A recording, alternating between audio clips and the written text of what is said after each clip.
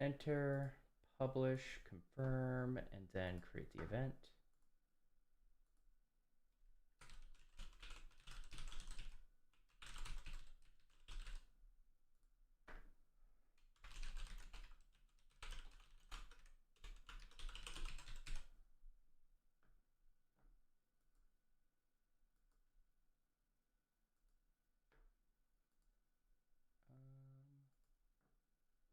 All right, create event, then start. There we go. All right, we are live. What's up, Fist of Fury? How you doing, man? All right, took 3 minutes and 40 seconds. We didn't get the 3-minute timer, but we got close, kind of. All right,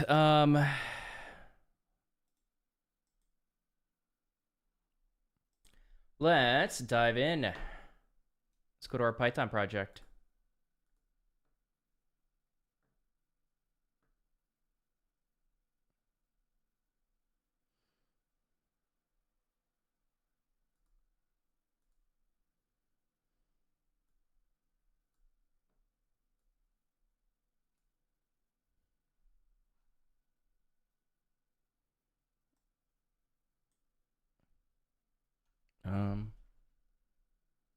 What did I move?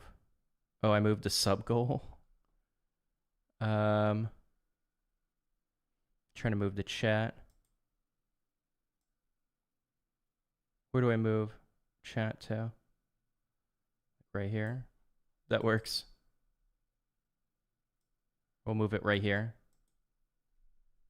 Perfect. Oh yeah, there it is. I'm great, thanks. I did an interview this week. Have like 3 more rounds to complete if I'm successful. Yo, that's awesome, man. How'd the interview go?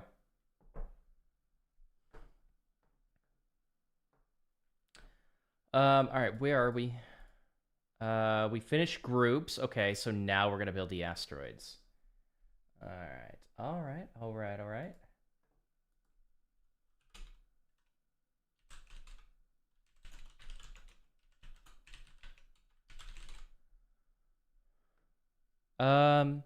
It's arguable that a critical part of asteroids is the well asteroids. Let's create another class to represent an asteroid. Create a new class called asteroid in a new file. Okay. Man, it doesn't auto. I hate how it does that. Doesn't set the cursor there. All right. The class should inherit from circle shape.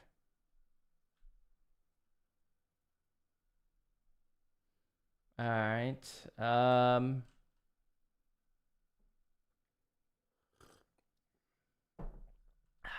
It's from circle shape.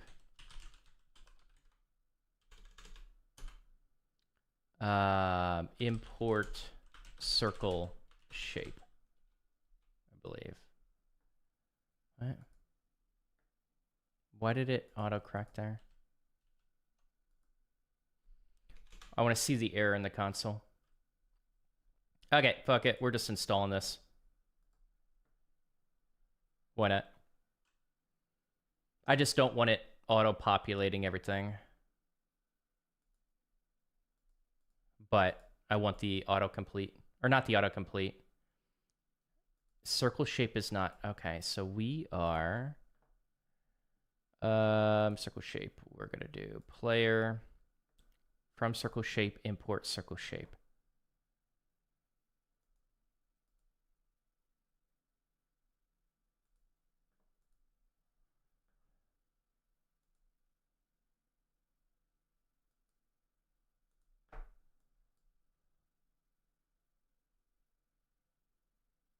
Is not access Pylance. Okay. I think we're accessing that, though. Okay. We probably are. It went pretty well as I got referred, messed up some parts, but did pretty well for the behaviorals. Oh, nice. Okay. Yeah, if you got referred, it's always cushions things a tiny bit, you know?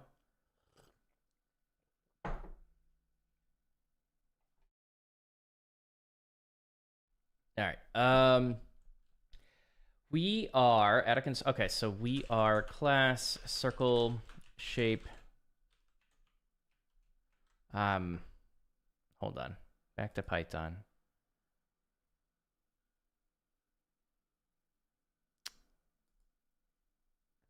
Okay. Right. Okay. No, my memory's refreshed. So circle shape is going to not be circle shape. It's going to be asteroid. Asteroid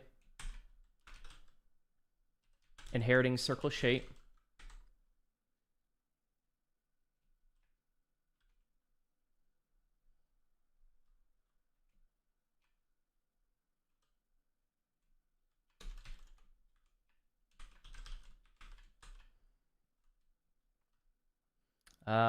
Oh, you gave me it already. XY radius. Okay. Actually, man, the colon is just so weird. It's gonna take me a little bit to get used to it outside of JavaScript. All right, override draw. Okay, so what are we doing? Add a constructor with a signature. And then what are we doing with that constructor? Override the draw method to draw an asteroid as Pygame. Draw a circle.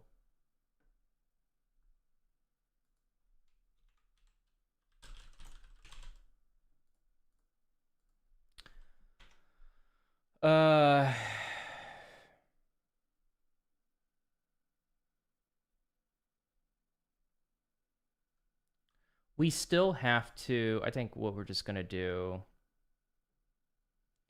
is it has to take XY radius. So super init XY radius. Override the draw method.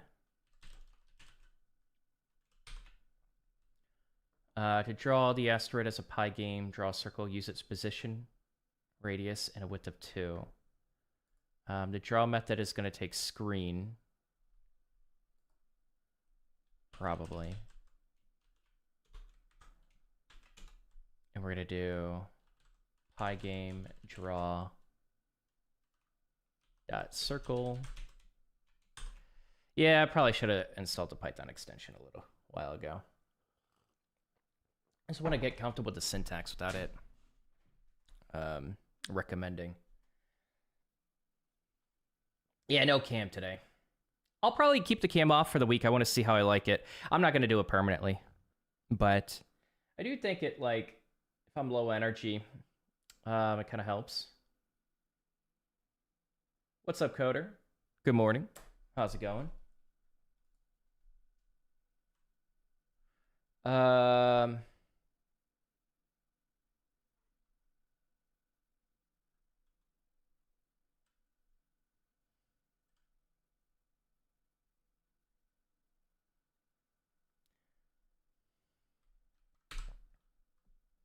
All right, it should, let's see.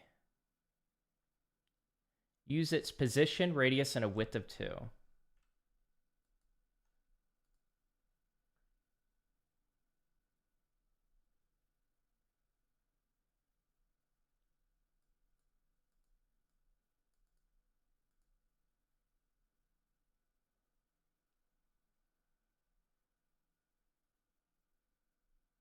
So its position is going to be the center. What the hell is the surface?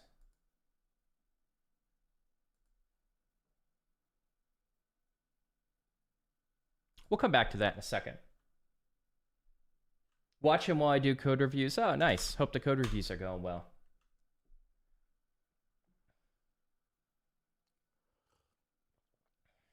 Yeah, I like doing code reviews early in the morning to wake my mind up. What's up, Yon Jay? I am doing well. How are you doing, man? How's the learning coming along? It's coming along. I think I'm kind of just ready to build something at this point. And I don't think like building something with the tutorial is helping me that much. So I might break out of the course a little bit. So I think I'm trying to like get a good schedule, like the perfect schedule. And I think a good schedule is like go through Boot.dev Python stuff, but also like afterwards, maybe like an hour or two, and then afterwards jump into learning Django and building something with Django and Python. I think that's what I want to do. There's just something that doesn't, and no self-taught course is, going to be perfect with this, but I need to make this stick a little bit more, and me just going through the Python course is not making it stick. Even if I do it like 4 days a week, an hour or two, it's just not sticking. Not as much as it can if I were to build a project with it. So I think next week, I'm thinking about how I want to do this again. But we'll see. But I do think I want to pair it with building something with Django. No, I don't think this is tutorial. I mean, it can be tutorial hell. I think tutorial hell is never building anything and just going from course to course. I don't think that's what this is doing. Yeah, I don't know. I think we're getting maybe like branching into that gray territory.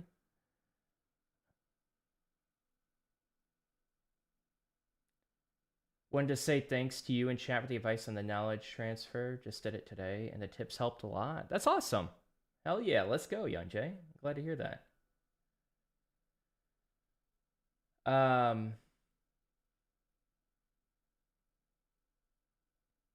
I'll be honest, I forgot the tips that I gave you, but I'm glad they helped, or whatever like chat recommended as well. What's up, Anonymous? How you doing? I really want to watch you learn Django. I've only used Flask. Yippee. Yeah. Yippee. Yo, let's go, Young Jay. 7 months in a row. Damn. You've been a sub for a while. 7 months is a long time. Yo, thanks for the support, man. I really appreciate that. I think what I want to do is I want to dump down our 30 sub goal because I think it's going to be a while to get there, but I just wanted to offer something for free. But I think that's the milestone that needs to happen for us to do like the community-wide reviews. I think I'll dump it down a bit. It's probably too ambitious. But either way, Yun Jay, thank you so much for the resub, man. I appreciate that. I mean, of all courses online, this is one of the better ones from what I've seen. Yeah, same here. That's why I partnered with them. Yeah, I get...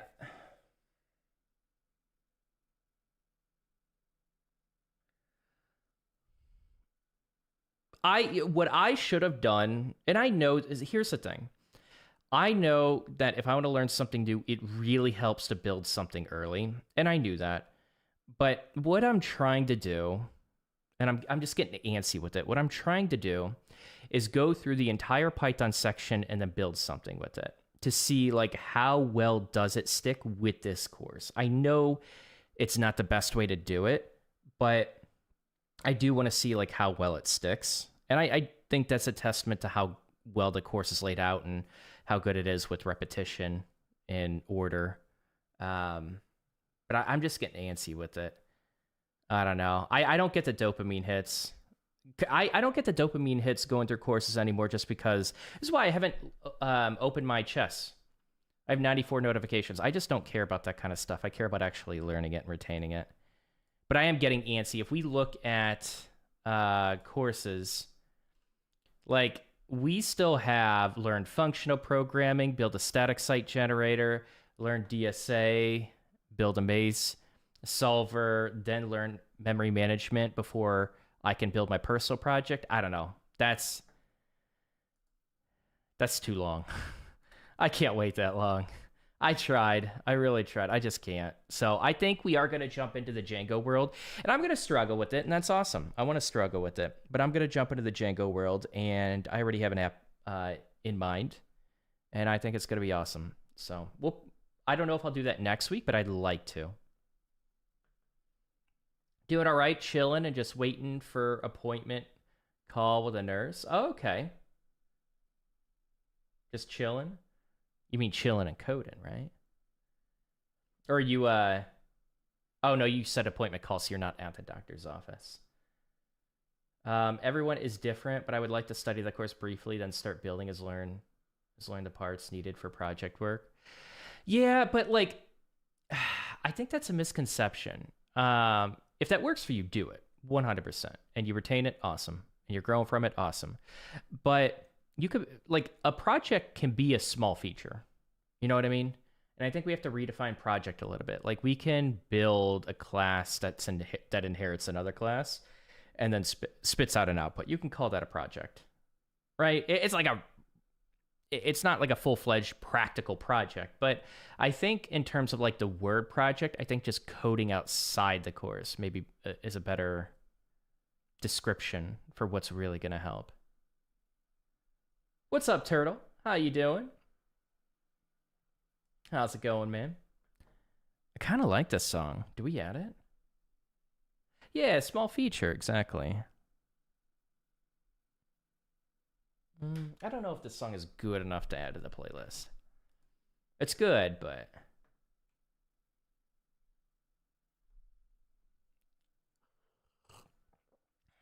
I don't like how it got a little bit higher pitched. All right, so... To draw the asteroid as a Pygame, draw a circle, use its position, radius, and a width of 2.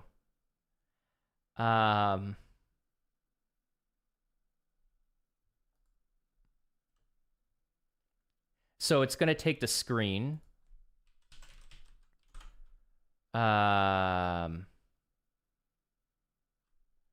not passing in the number. Do we just put black? It's going to be white.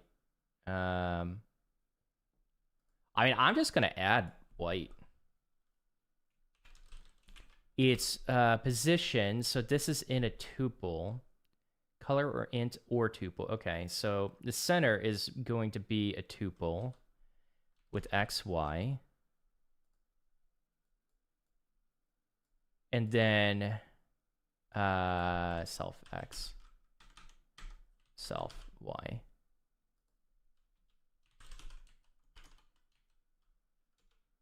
Self y equals y. I like how it's not really telling me to write this stuff finally. Some reggae, huh? Is that what this is? I used to listen to reggae a lot. Oh, I dated this cute girl a while ago, and she loved it. We always listened to it. That's what it reminds me of. I was back.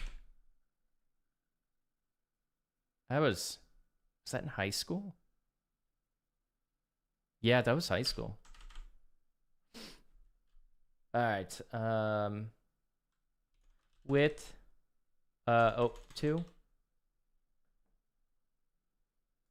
All right, that works.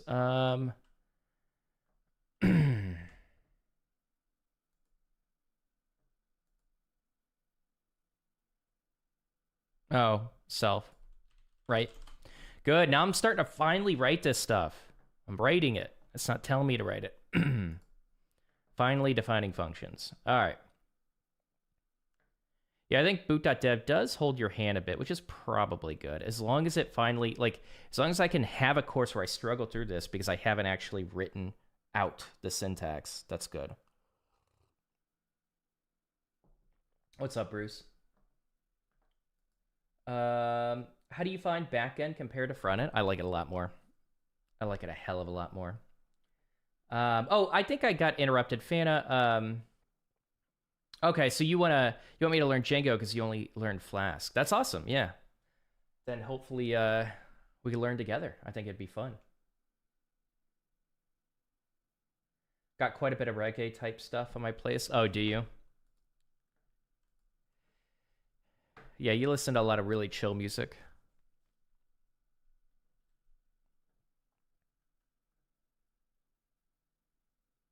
Override the update method so that it moves in a straight line.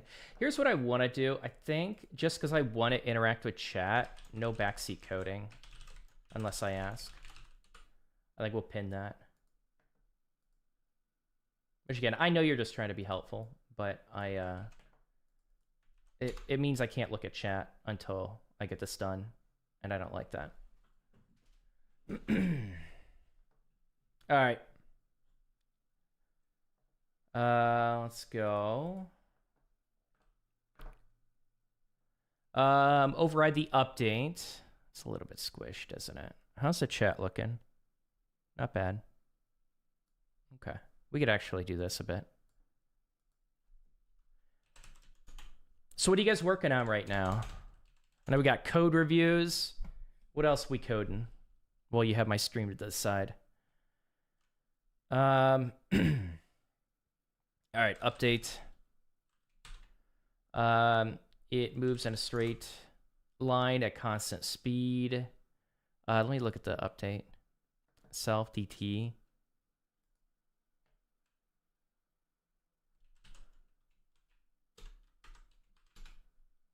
Ooh, this song's pretty fire. Ooh, we might have to add this one. Okay, so on each frame, it should add self velocity, okay, to its position. Get self velocity from its parent class. Do we have access? Yeah, we do. Self velocity to its position. Okay.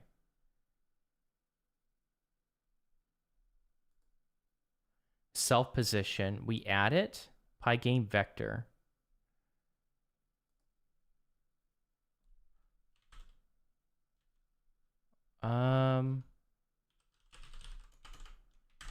Self like I just don't care about learning the game stuff here.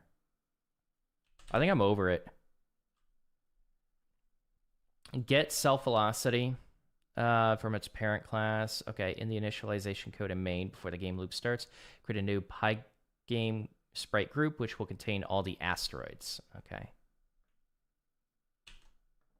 All right, we'll try it out. Oh, you're gonna start a 3JS project? Yo, let's go. I'm still trying to get Zinka to learn the 3JS stuff. It's probably the only way I will ever learn 3JS, right? Why did my headset restart? Why does it do that? Why? Why can't streaming software just work? All right, we're good. I can hear the music again. Completing a take-home and prepping for more interviews. Gotcha. Hell yeah, man.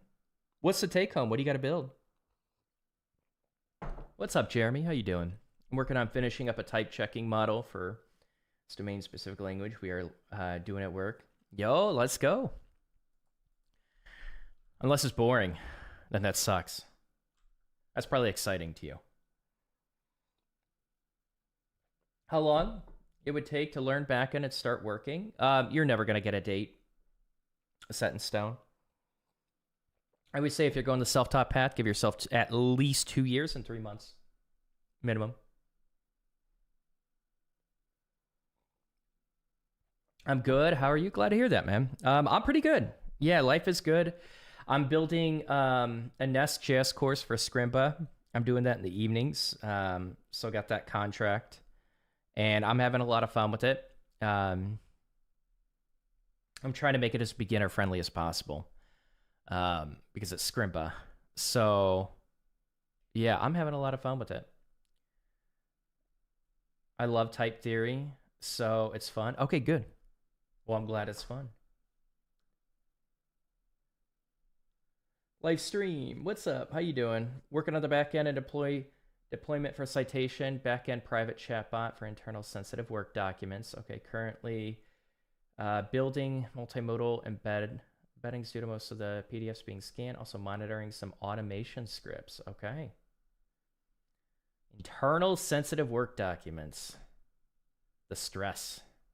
The pressure's on. Yeah, Bruce. I mean, like, if you're not willing to spend years trying to become a developer, it's going to be, you're probably going to have a rough time. That's great if you become a developer before then, but yeah, if you're not, that's front end too.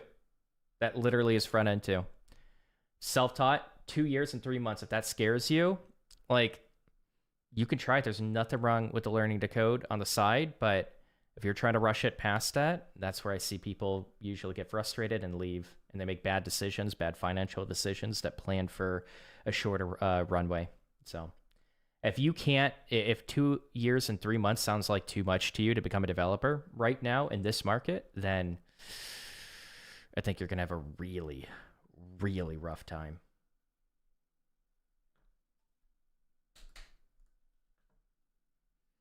But that's today's YouTube. Every YouTuber is trying to convince people that they can develop or become a developer super quickly. Here's the fast lane. This is how I did it in 2019 or 2021. And you could do it too in a very, very rough market, but you could do it too. Yeah, no, you're going to be an exception. You're going to be exceptional. You got this. All right, in main. In the initialization code in main before the game loop starts, create a new Pygame sprite group. All right, so we got containers here. The groups. Remind me of the groups.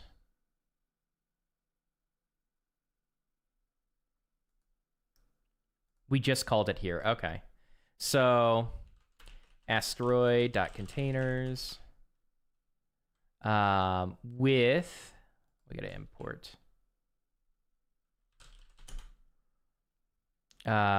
From Asteroid, import Asteroid. No, what am I, wait, Asteroid, import Asteroid. All right, we got it. It's one of those words that I misspell.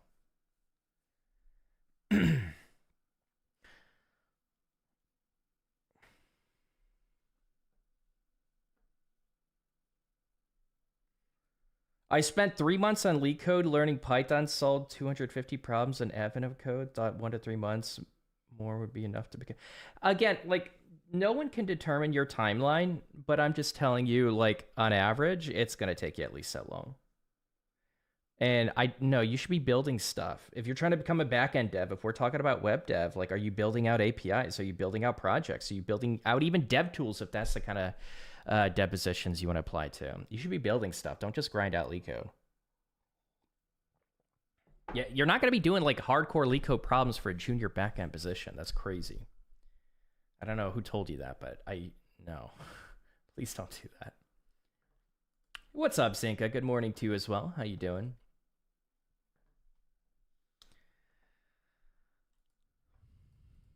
All right.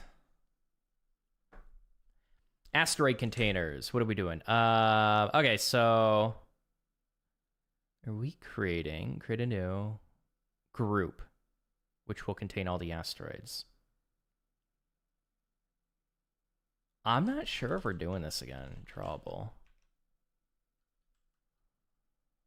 Or we have to create a brand new group.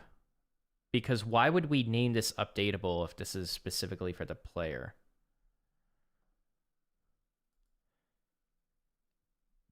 Like we did with the player class, set the static containers field of the asteroid class of the new asteroid to the new. I bet you were as well as the updatable and drawable. Wait. Like we did with the player class, set the static containers field of the asteroid class to the new asteroids group. Containers, and we... But we're not tossing player in here.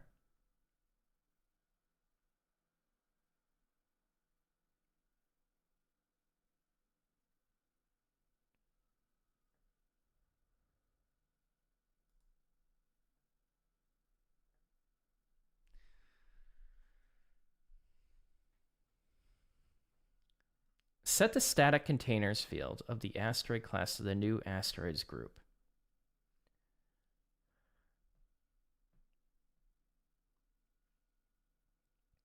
I guess I didn't fully understand the updatable and drawable, probably, what we're doing with these.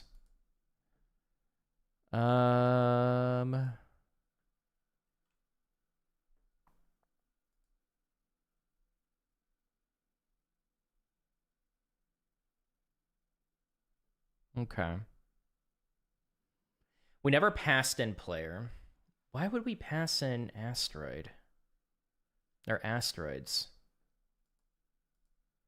I mean, we can... I guess what I'm going to do I think this is all it's saying to do.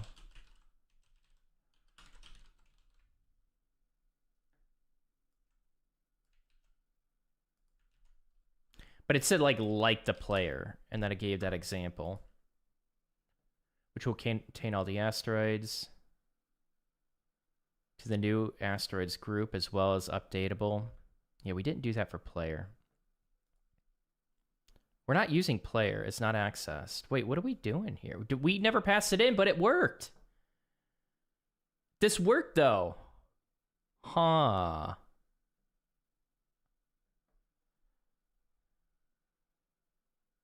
We'll get to it.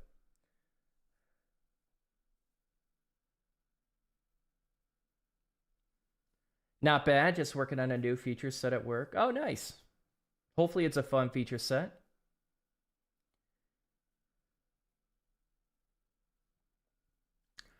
You don't need leak code for the backend, for a lot of backend positions. You're going to dive into some DSA, but you're not going like leak code niche specific problems. Like, just learn DSA stuff for the backend. I think we need to like ban the word leak code. I think it's like the most misunderstood word ever. Do we just ban it in chat? I think everyone just labels like every single kind of DSA like challenge as leak code. What's a better way to go if I love solving problems? Build stuff. Parrot, you could still solve problems. You could still go with some hardcore leak code, cringy, sweaty, bald, hairline receding challenges. That's fine. You could still do those, but just build stuff alongside it. Man, that term leak code, it just like, I think it's misused so much. I don't know what to do with it. That's interesting. Yeah, we are. I just realized we are building a player. We're not doing anything with it. I think maybe we just, I don't know. We'll figure it out by the end of this project. We drink some mint tea. Yeah, the mint tea was a good recommendation. It does give me energy. No calories. Ban leak code. Yeah, ban it altogether. You'll be the best at leak code, but you still won't be able to build projects. Yep. If you're going to be a backend dev, you're probably going to be building out APIs. Have you built out APIs? That's a question. Like, if you've just been grinding out leak code, backend devs are usually going to be managing APIs. Have you built an API? Yeah, Minty is pretty good. How does it affect? Was it mint tea or was it spearmint? Or no, what was it? I thought mint tea, if you drink too much of it, it does affect testosterone a little bit. Does mint tea affect men's testosterone?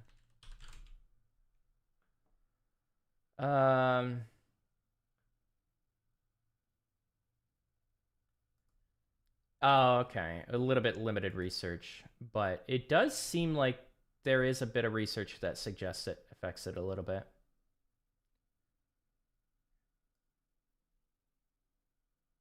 Definitely in women. I don't know about men.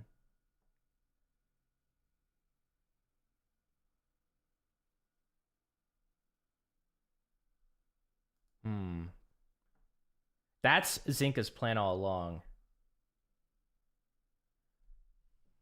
Yeah, but bad how, though, you know? And it's not too much. It's like, I think some of the studies point towards daily use of it, which I have been drinking daily.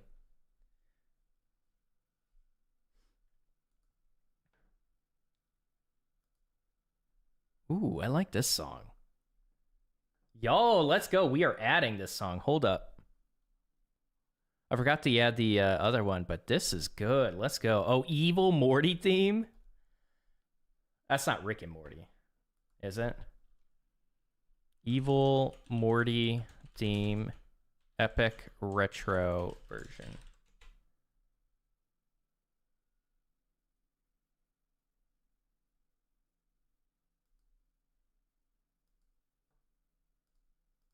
Added. Let's go.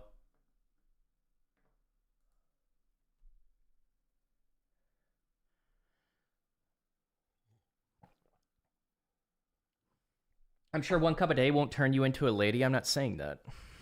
Zinka, I feel like when I talk to you, you have this like Zinka filter that like hears things in a certain way. And it's like the Zinka way of hearing things. That's what I think. You're in Zinka land. I think every man. So here, if we're being serious about this, I think every man, like if every man, why do I want to say every man? That's so weird. Every man should get their testosterone checked like once every 6 months until you get it steady. And then once a year. But there's like little stuff you could knock out that will affect it. I think there's like major stuff that's like I'm still doing the weight loss. Weight is going to affect it way more than anything else that I'm doing right now. Weight really seems to lower testosterone. But I do think, like, again, men have a testosterone problem in society. Like, I do think it's worth, like, if you have low energy, if you're irritated a lot, like a good balance of testosterone is something you probably should aim for. It's a problem. It's a big problem. LMAO, I definitely do. I hear what I want. There's a place that does hormone balancing therapy downstairs. I'm tempted. Oh, really? Oh, interesting. Yeah, like, honestly, like, if you're a man and you're depressed and you're down, you feel low energy, you feel, like, agitated a lot, like, it could be an imbalance of testosterone. And that's, like, major for women, too. Seriously, hormone levels are fucking crazy how much they impact you. Both men and women should constantly aim for a healthy balance. I think, like, yeah, there's been a lot of depression, especially with men lately. I think getting a checkup would be good. See a lot of cops go in and out. Oh, do you? Really? Huh, that's interesting. It might be a cultural thing, like, because they're cops, they have to have the most testosterone possible. I don't know.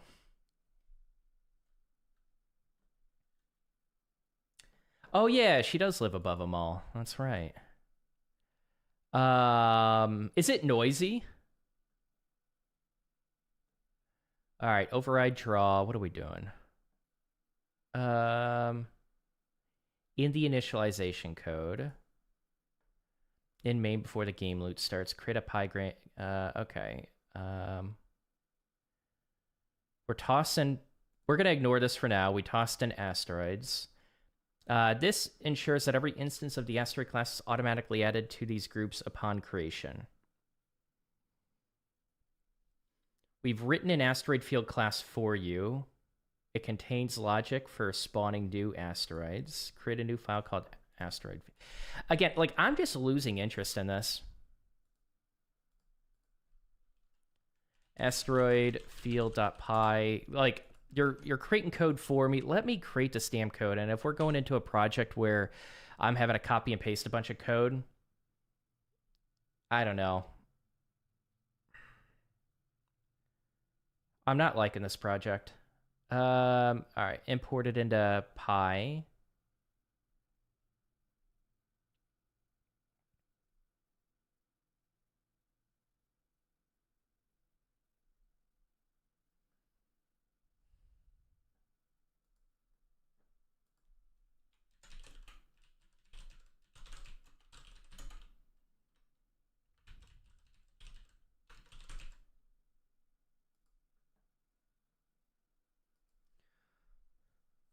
If you're not interested in this project, why not skip it and go to the next? I feel like I need, like, an explanation in YouTube.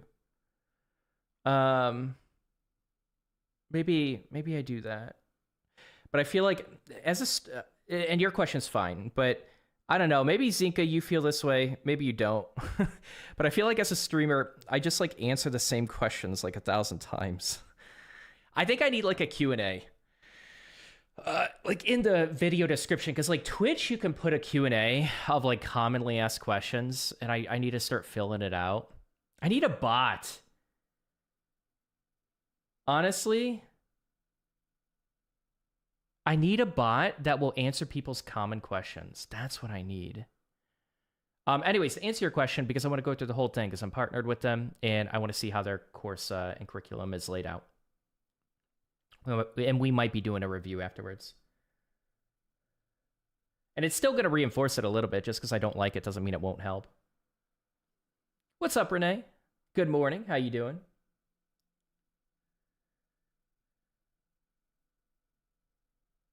I think it helps with stress too, huh? For hormone balancing? Yeah, for sure. It's only noisy on Friday, Saturday night because one place is, live music, but I only hear a mumble. I remember, my last apartment in Chicago, I lived by Millennium Park. Like, you could see Millennium Park from my apartment. And they would have live music. It'd be loud. But it wouldn't be at night. It'd always be during the day.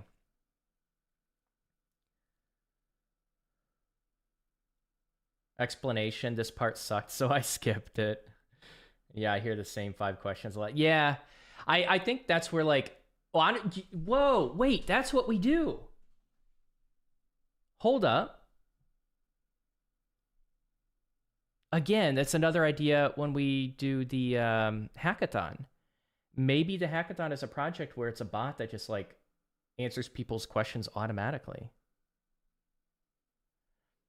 That could be convenient for streamers. Right? It's just free. I mean, like, yeah, we should totally do that. VTS King, thanks for the follow. Weren't you followed already? Thanks for the follow again, I guess. Yeah. I don't know. Yeah, I don't know. That's gonna... I mean, locally we can run it for sure. We could build something local, because if I hosted it, I would have to charge for it because it would cost credits with some LLM to be able to identify that.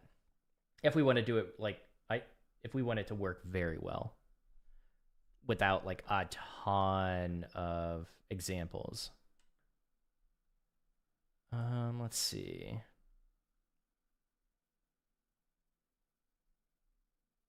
Okay.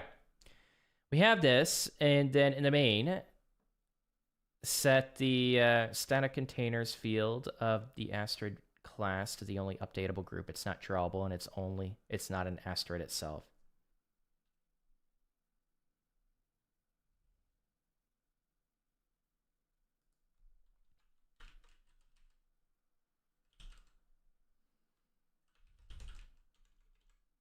Asteroid field.containers.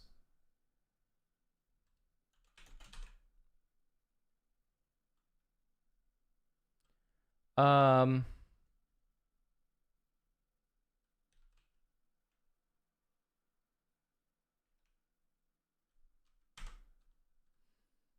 like, we have a different order of what we're passing in. I could look at like what's happening with containers. It's a tuple. Group. Okay, I just don't care what's happening with this. I like to mess with the Streamlabs follow notification if it gets you after oh, you just want to see a notification. What's up, Bones? How's it going? Yeah, like we're going through some synthwave vibes. We're gonna add some of these songs to our main playlist. Honestly, I kind of like this one. Did we add it? Nah, it's not good enough. Be a little bit picky. Create a new asteroid field object and the initialization code. All right, create a new... Oh, that's what we probably did. Asteroid. And what does it take?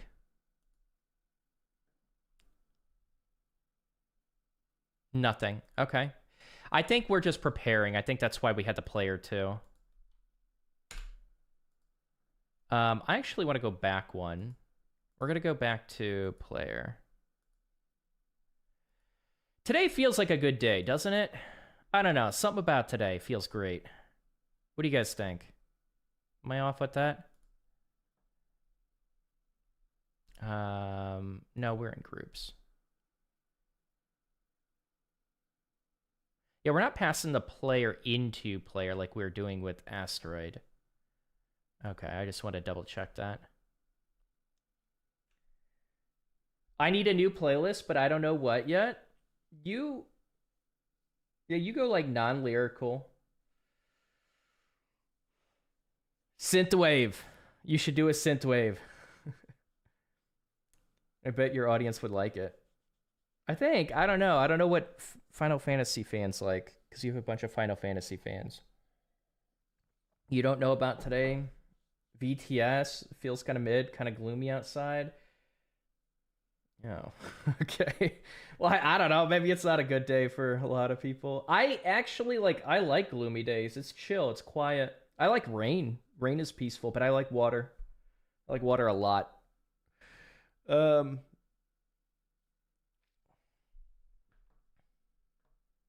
mean, it is gloomy outside, but I'm chill. I'm liking it. Rain can kick... Dude, I love rain. It's sunny outside, but cold? Nah. Give me warm rain. Give me tropical. That's my environment. That's why I want to go to Florida instead of Texas, I think. The hurricanes seem like a pain in the ass.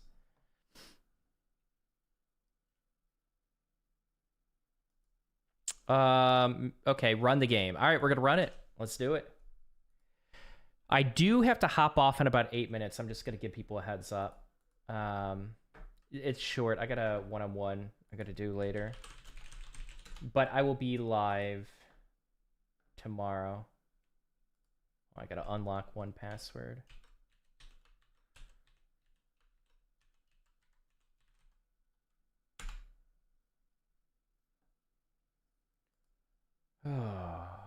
I hate two-factor. I hate that we have to have two-factor. Wait.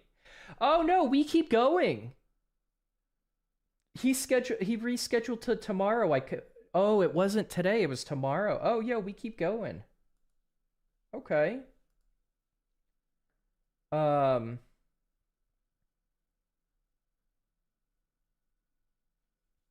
Do I want to keep going? I think I do, but I got to get a workout in before the maintenance guy comes. What do we do? I think we keep going. Yeah. Hurricanes are seasonal. Just leave town. Yeah, that's a pain in the ass, though. I mean, it's that's a real pain in the ass. Yeah, just leave. Just leave your house. Right? All of late summer, early fall, yeah, you're not allowed to live in your house. Nah. I'm going to be the one that, boards up and probably tries to survive the hurricane. It depends on how big it is. I don't want to leave. Hey, what's up, Galaximos? Just have two houses, so easy. Yeah, exactly, Push Toy. Yeah, just get another house. What do you mean? Just buy it. Go to that house. Man, Zika's just rich. I think that's what it is. She's yeah, what do you mean? What? Just go to your second house. When I get money, I'm going to buy a cabin in the Denver area and do that. Honestly, yeah. Yeah. It sounds like you're already on track for that. You have the right mindset for it. I think a cabin, away from civilization would be pretty nice. It's also so gross out during that time. Cold half the year is more livable than the swampy. Yeah. Well, it depends. I could go... I would want to be closer to Miami, to be honest. It's got to be fucking hot all the time. So, yeah, what you're saying, Jake, would apply. Did you say you have to go soon? No, I don't know. We'll see. I just said the 101. I said a bunch of stuff. But essentially the 101 might... I might go a little bit longer because it's rescheduled. Your hurricane house. I don't know. All right. Today's you could do Atlanta. Fuck Atlanta. Why would I do that? I the last 4 years I saw the shitty ass crime going in Atlanta. There's no way in hell I would ever go to Atlanta in my entire life unless someone put it. Well, I can't say that on YouTube. Yeah, fuck Atlanta. I basically have a cabin in the mountains, so not far off from the cabin, away from civilization. That sounds nice. I like, if we were all rich, like if I was rich like Zinka, I probably would get something like that. Maybe one day I will be. I mean, I could go back to being a dev, but no, I'm chilling here. I like swampy. I like it hot and humid. Went to Denver and I had chapped lips and dry skin as soon as I landed. Yeah, see, that's the thing. My skin doesn't handle the cold weather. I have eczema, and that's from the cold weather, and I have it during winter. It's annoying. So, like, I'm part Native American. I gotta look where, like, my ancestors kind of lived, like, what region, to be honest, but I feel like my skin handles warm weather pretty well. Moving from Midwest to CA weather is amazing. Yeah, fuck California. You guys are having terrible suggestions. What a horrible state to live in. That I remember and experience. I wish I was rich one day. One day we'll all be rich. One day. Imagine going from cold weather Canada to hot weather in Jamaica. As soon as you come off, you just die. you just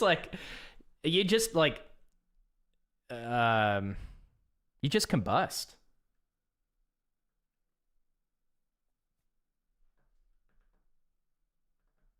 Yeah, you'd sweat so much that you'd combust. I think the logic fits. Join all the C++ standards committee and hold up in Colorado. Is that... I don't know what's going on in Colorado with C++. Let me load up the command line.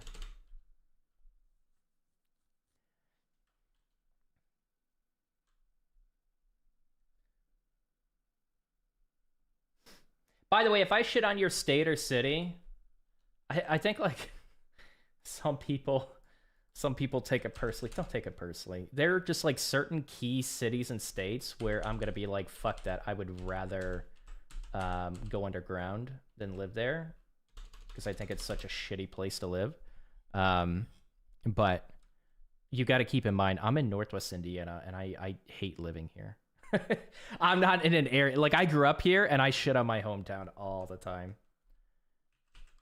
Never going back to Chicago. I really do want to go to Texas or Florida. I think that's the place. And then, you know what? We should, like, collectively get, like, a cabin in Colorado where it's like a timeshare. We're gonna do a timeshare thing for a cabin in Colorado, and we'll take turns going to it to escape life.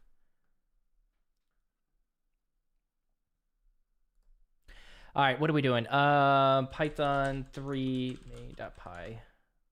Okay, so we have to fix a couple things. Asteroids main.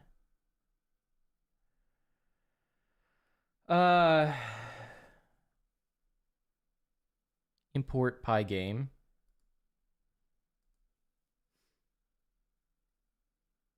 Wait, what? This does not work. Why? This stopped working. Song's pretty good. Oh, I know why. Because our Venv thing. Where is it? Hold on. Oh, it's so far up.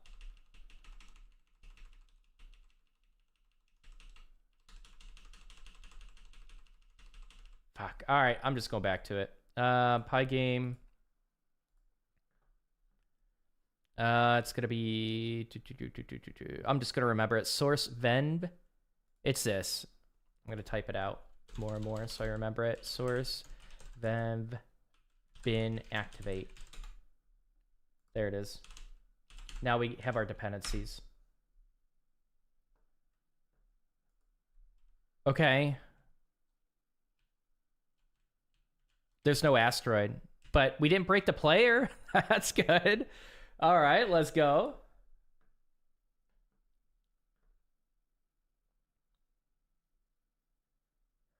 Our getaway. Yep, exactly. Our getaway cabin.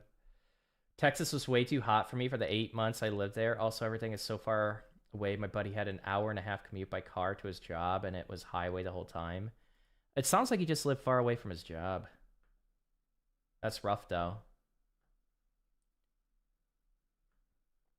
Good morning. What's up, Kelsey? How you doing? Yeah, California jobs pay a boatload. Yeah, they do. They do. But after taxes and cost of living, it's about the same. Yeah. Cost of living is really, really high. I don't mind paying high taxes. I just don't like where those taxes are going to in California. I really don't mind paying high taxes. I don't. I just think the frustration always is like, where the hell is your tax money going to? And I think it generally falls flat with a lot of people. Guess you get the fame clout, though. Yeah, if you live in Silicon Valley. I mind paying taxes. That's fair. Yeah, UK, you pay a lot of taxes, Bones, right? Depends on the area. All pretty bad, but in the city I'm right now has a lot of less problems than those cities. Oh, really? Okay.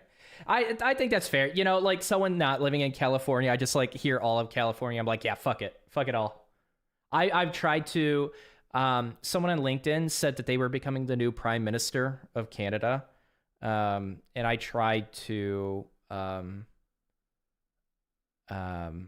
essentially annex California, and I said, can you please take California? I actually replied to them, and I tried. I'm not even joking. I'm just like, I think it was like partly a joke, but I'm like, please, please, please take California. I just like want the whole state to just detach from the U.S. They want the whole state to detach from the U.S. California does, right? So just like detach. Let's give it away. It was supposed to detach a long time ago. I wish it would have. Nice weather, ocean breeze. Yeah, that's always nice. I'm trying to get some studying done, but I have a brain fog. Ooh, that's always rough. Cost of living on the West Coast is insane. Yeah, it's pretty high. Like Chicago, you know, if you can get past potentially dying from a gunshot wound, it's not bad. Like the cost of living is not bad in Chicago for what you're paid. Like Miami is bad. New York is pretty bad.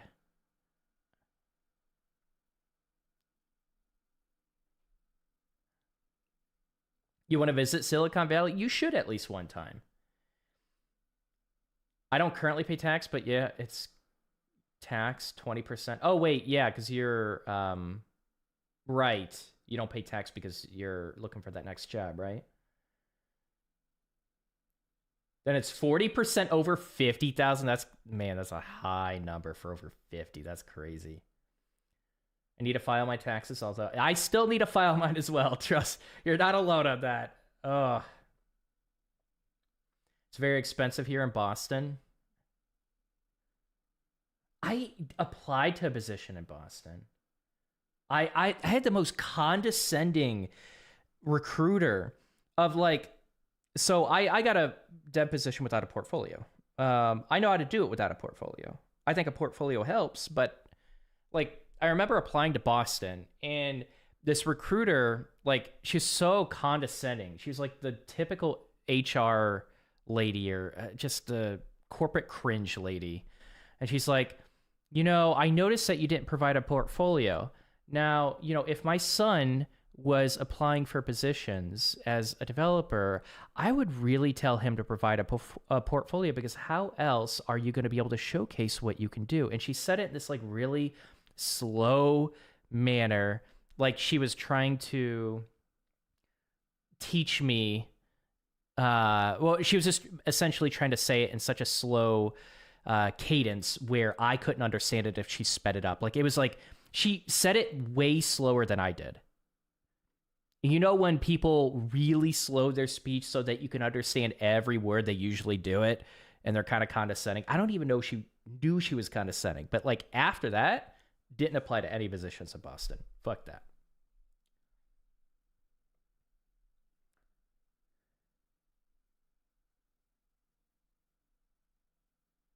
Silicon Valley is boring. Nice weather though, is it? Oh, okay. I get, yeah. I haven't visited, but you know, if you want to visit a place and you want to be, maybe it is going to be disappointed. You got to at least try it. I wouldn't mind if we detach from the U.S. Hell yeah. See that? Like I'm telling you, like both a lot of the rest of the U.S. and California are in agreement. Like California just wants to do its own thing. You guys want to detach? We want you to detach. Then just completely detach.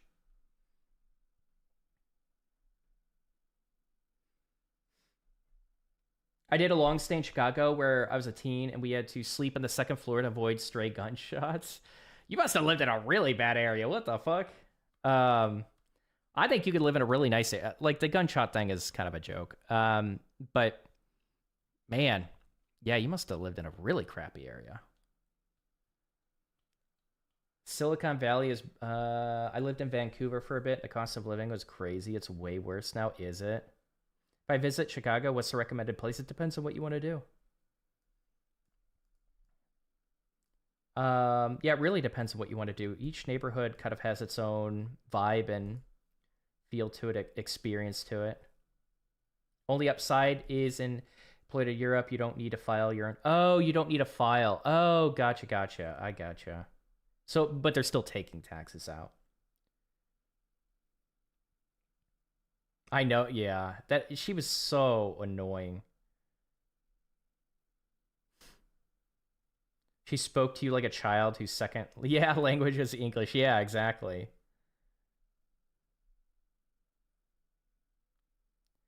I was South 40 something street. Oh, 20 years ago. I forgot. Okay, gotcha. Well, I'm glad you're safe. But yeah, like sometimes you get a bullet that goes through and you know, they're not necessarily using hollow points or hold on.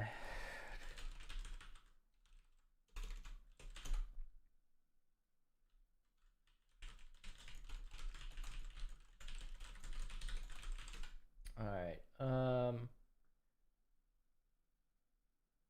Okay. All right. Just wanted to check something.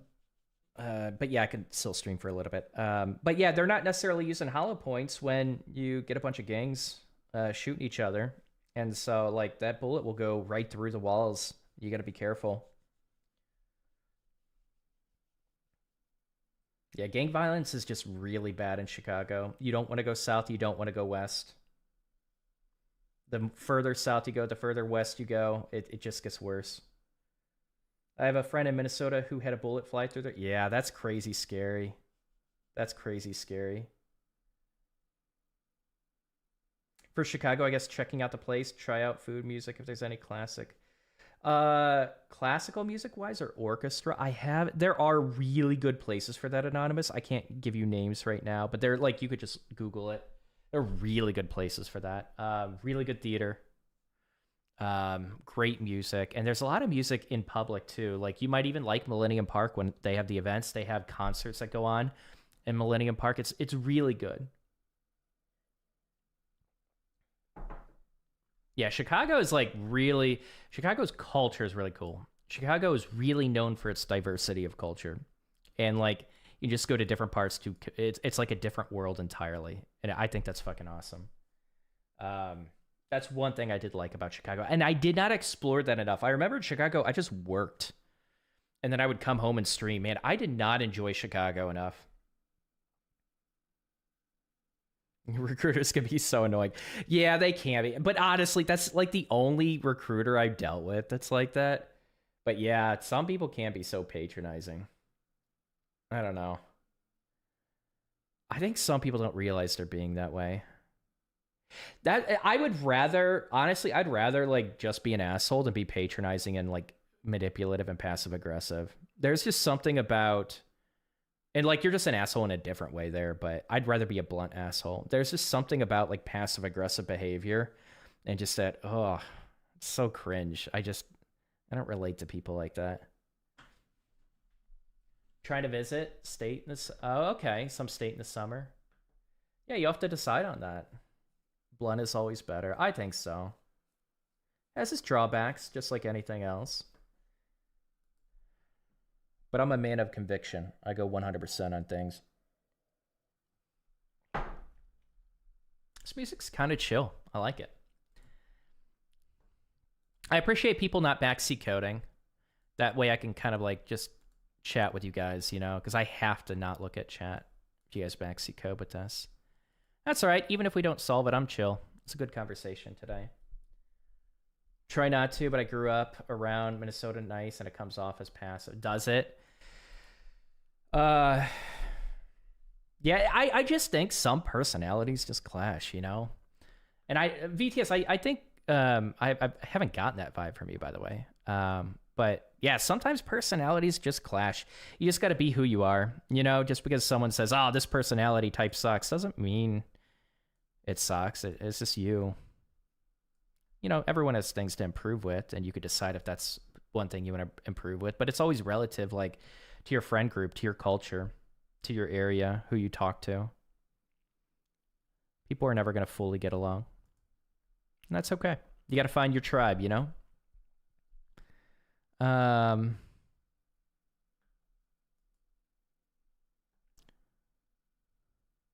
Screen width.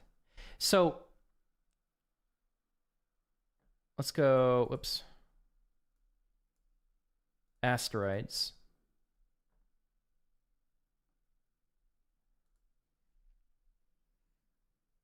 Are spawning and moving across a screen. So we didn't break the ship. We'll figure that out.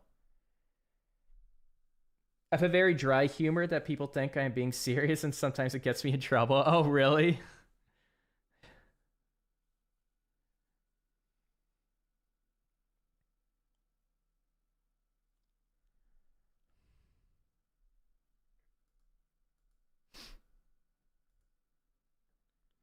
Can I be honest? I think we're a synthwave stream. I think I branched away from synthwave a little bit too often. We used to always listen to synthwave, and YouTube doesn't even get synthwave. It's just quiet on YouTube. I'm telling you, like, I like, you know, restreaming to YouTube so we can like reach some people, but there's like 4 people watching on YouTube. Our YouTube is dead. And I've been thinking about this. My last video tanked. Oh, I have a question for you guys after this. But my last video is the worst performing video I have ever released, and the topic was actually decent. I've had really crappy topics, and I know why. It's because we've been live streaming so much on YouTube. And what happens is you live stream, that gets pushed out to viewers, and then you essentially make it public, that gets pushed out to viewers, and then you live stream again, that gets pushed out to viewers, and then the video was released. YouTube has a limit of like what it will release in the algorithm, and you can only do within a 24-hour period, you can only have it push out 3 things in the algorithm. And that could be a community post, that could be a short. I think it does apply to shorts. But we completely killed the momentum for that last video.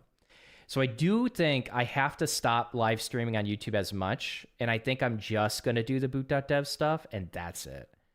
I think Twitch is the place to be. I honestly think Twitch, like, we're eventually just going to completely convert to Twitch. You know, like, people say, yeah, you should restream, but it needs to be one stream that entire day. You can't break it up. You can't do... Again, you have those 3 slots, 3 pieces of content that you can release, and then YouTube kills everything else. And then it only really gets released to subscribers for the most part.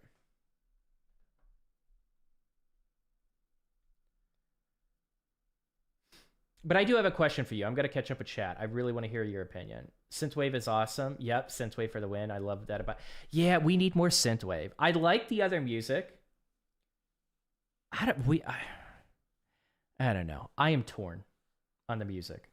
I feel like we built up a pretty good playlist, but I think it needs to be synthwave heavy. Used to watch on YouTube, but switched over. What made you switch over? Yeah, the algo sucks on YouTube. Yeah, you got to be careful with it. You do. I don't like that it killed my last video. I think I was pretty excited to share... And like it kind of shared like, hey, on Twitch, we're going to be live streaming it, and on YouTube, check it out. And I wanted people to stop by. But I think, honestly, I think the only people that stop by during building the Nest.js course is people that are regulars. that just want to stop by and hang out. It's not new people. People have to tell me, oh, that they're joking. You have a rough time interpreting that. YouTube sucks. I don't think it's a good live streaming platform.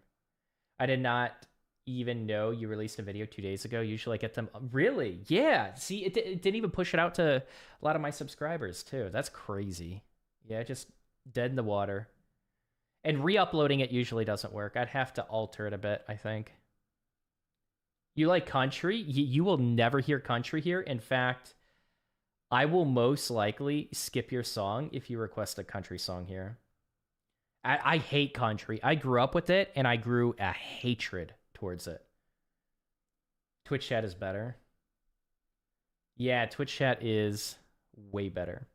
I mean, like, the conversation on YouTube has been really good today, but sometimes we just get, like, I don't know. You guys have seen the questions. With the algorithm and canceling subscribe with other content creators. With the algorithm and canceling subscribe with other content. What do you mean by that? This just feels like the chat plus channel reward. Yeah, channel rewards are huge, and we can always add those. Yes, 100%. You can request music, dude. I gotta, like, stop shitting on YouTube. Because probably, like, the 4 people that are here just probably don't feel great hearing it. You like some country?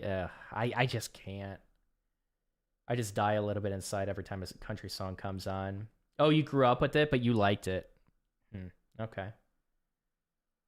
I don't get country music. It's so depressing. It's either about depression or love.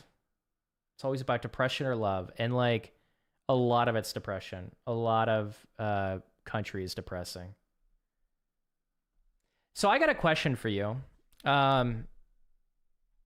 What I've considered, like, I'm kind of on the fence with this, but I am just going to say this. I am sick and tired of the rhetoric and the mantras about how AI is going to replace software engineers and how software engineers aren't going to be software engineers in the future, and that coding in the traditional sense is just gone. It's going to be eliminated. I think that is creating a bunch of, like, it's getting a bunch of new people coming into the industry just wanting to be shitty software engineers, thinking it's just going to get replaced. I think it's just like a cancer in the software engineering industry. And I think it comes from a lot of, like, indie hackers, just people who don't want to become good developers. But I straight up am thinking about, like, making this community about wanting, like, it's going to be for people who want to be good software engineers. And I'm thinking about straight up, like, banning people that ever even suggest AI generated code in this community. Not banning people, but, like, just chomping down on that conversation. JC Spark, thanks for the follow. Welcome. I feel like that's kind of, it kind of has that, like, book burny feel of, like, just completely eliminate opinions of, like, trying to offload your software engineering skills to AI. So it's a bit heavy-handed of a rule. But what do you guys think about that? What if we kind of just focused on being a community of people that wanted to become good software engineers and not create AI slop?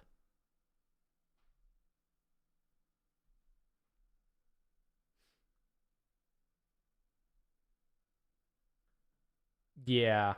See, even the bot said, go fuck yourself to your country song. That is funny. Same. I don't even entertain that AI replacement talk now. I just tell them, if you're afraid of that, you won't make it, and then move on. That's honestly, it's an accurate response. It is. Anyone who says AI will take over software engineering, either as an engineer or as a bad, yeah. It's hopium. I was thinking the same, Don. Were you? Yeah. So, like, I'm wondering, like, how many people are getting tired of it. I know I'm getting tired of it. Like, it just gets old.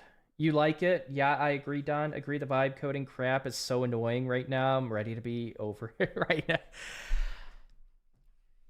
It's like, if I made it as a rule, like, just don't even post this shit. And I would even get more strict. Like, don't have AI generate your code.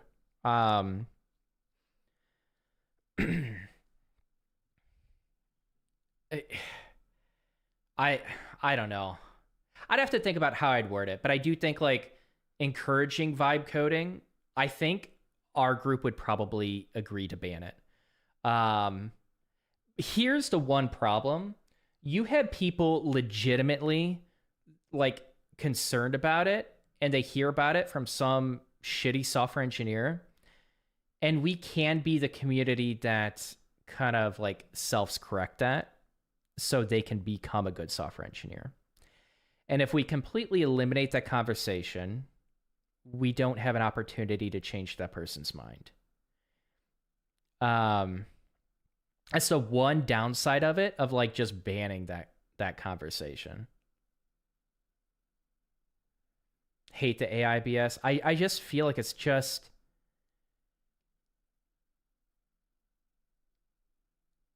it's cold-hearted. It feels mean-spirited. It's like it's okay if you want people, like if you want AI to generate some like small apps for you. I think that's completely fine. You don't want to become a developer, that's completely fine. It's the rhetoric around it of just dunking on software engineers and dunking on the software engineering industry. It's like me. Like I am probably never going to pay for a designer at this point for my small applications, but I would love AI to be able to build designs for me. But I'm not on LinkedIn, I'm not on Twitter telling people how it's going to replace designers. I think that's like the cold-hearted shitty part of it. But also, it's just complete shit too. It's creating like a lot of bad software engineers. It's creating a lot of bad code. So it's not even at a place where people should be recommending it that aren't developers. It's just like, I am so sick of how bad AI is in like propping it up as like this god. It's so weird. People are like, I swear, people are literally going to worship AI. People go home and they crank it to the idea of AI replacing so many jobs. It's just the culture around it is so weird.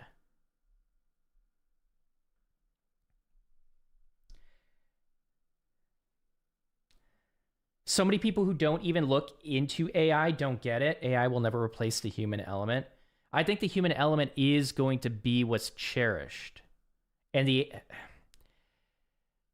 I think it's people that do like use it and see some of the power of it, and then they just like prop it up as a god.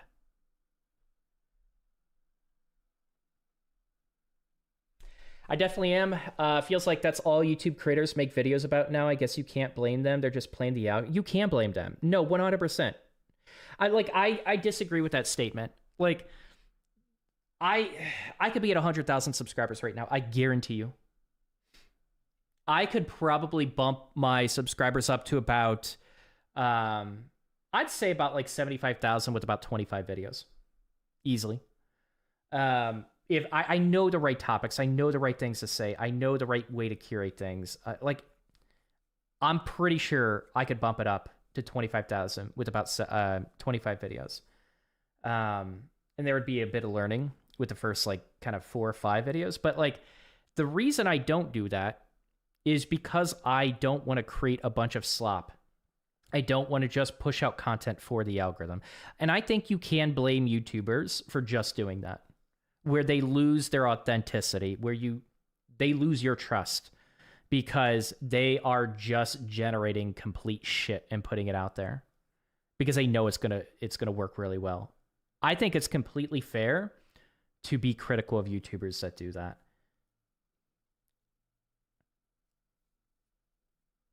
It honestly makes me sad because I knew a lot of current university students are using it. Yep.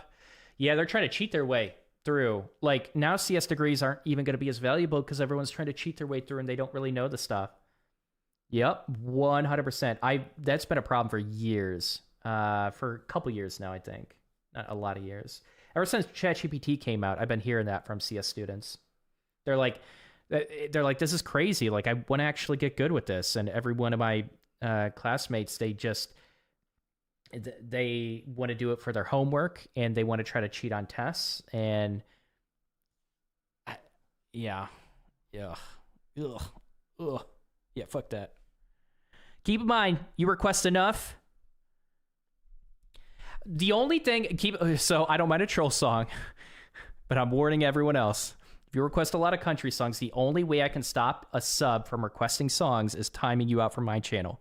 So that is what I have to do. I don't mind a troll song once in a while, but I'm just giving you a heads up. We are not listening to country here. But yeah, it makes me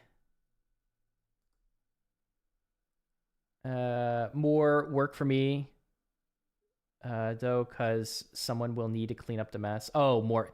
Yep, we are going to create it is going to create a bunch of shitty code that is going to create some jobs for developers. This is true. Man, and that's the thing. It's like, I don't, if you want to have low integrity, fine. You're not going to have it in my community. It's not going to happen. But like outside, I don't give a shit what you do. But like, why would you want to cheat yourself? Do you not like care about yourself to want to get really good at your thing? I was watching Prime's. I have not watched the whole episode. It's like 5 fucking hours, but I was watching parts of the Prime podcast and or his episode, and he said something that is incredibly true. Like, people just don't even want to get good at their craft anymore. They want to, they don't want to learn. They're not excited to learn. They're literally just trying to do the minimum possible to just get by. And like not even enjoy your work. Imagine going to your job at minimum 8 hours every single day on weekdays, and you don't even enjoy what you do. Like, what a miserable fucking life you want to live. Like, how miserable. You want to literally work and just hope to get done at the end of the day, not even enjoy what you're doing, just so you could live life. Like, that's not living life. That's living half of your life. Software engineering gets so fun when you really get good at the craft, and you want to get good at the craft. It like there's this endless growth with it. You could create anything that you want to create, and people just want to cheat themselves. They don't want to get good with it. And first of all, you're not even going to be successful with that because you're competing with people that love it. You're competing with a lot of people that love it, and it's a tight market right now. And you think you're going to cheat your way into it? And you're just cheating yourself. It's overblown that I really am thinking of getting away from social media or limiting my use. I think that's a great idea, Anonymous. Honestly. Curate your feeds at the very least. I think if it's used as a tool, it's fine, but I don't stand for being dependent on it personally. I think it depends on how it's used as a tool. A lot of software engineers are using it as a tool to offload their problem-solving skills. And I think that dependence comes way faster than people think it is. Or it takes a lot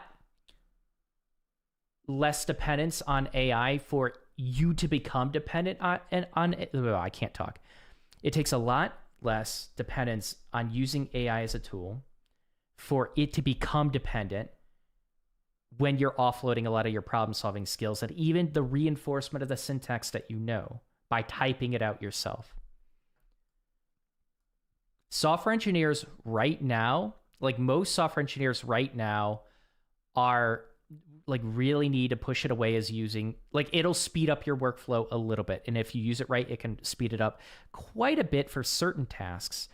But you have to think about like the company.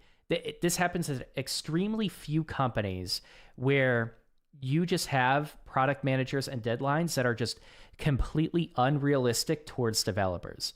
And again, developers have always had to fight back on this shit, have always had to fight back on keeping that code maintainable and writing enough tests and eliminating that technical debt early on. Software engineers need to fight back on this overdependence on AI because product deadlines get stricter and stricter and stricter. It's something that like software engineers in the industry need to fight back against. We always have, and we need to continue doing so. If we let it up to product managers and executives to decide when code is released and at what quality, it's just a nightmare down the road to maintain. It's so rudimentary and people think it's God tier level intelligent. I call it advanced web crawler. I like that name for it. Damn that integrity. LL, I feel ya. I could do some real shady stuff and move to just chatting, and I'm sure my channel would be better off. Damn integrity. Yep. Yeah. You just had to have integrity, Zinka.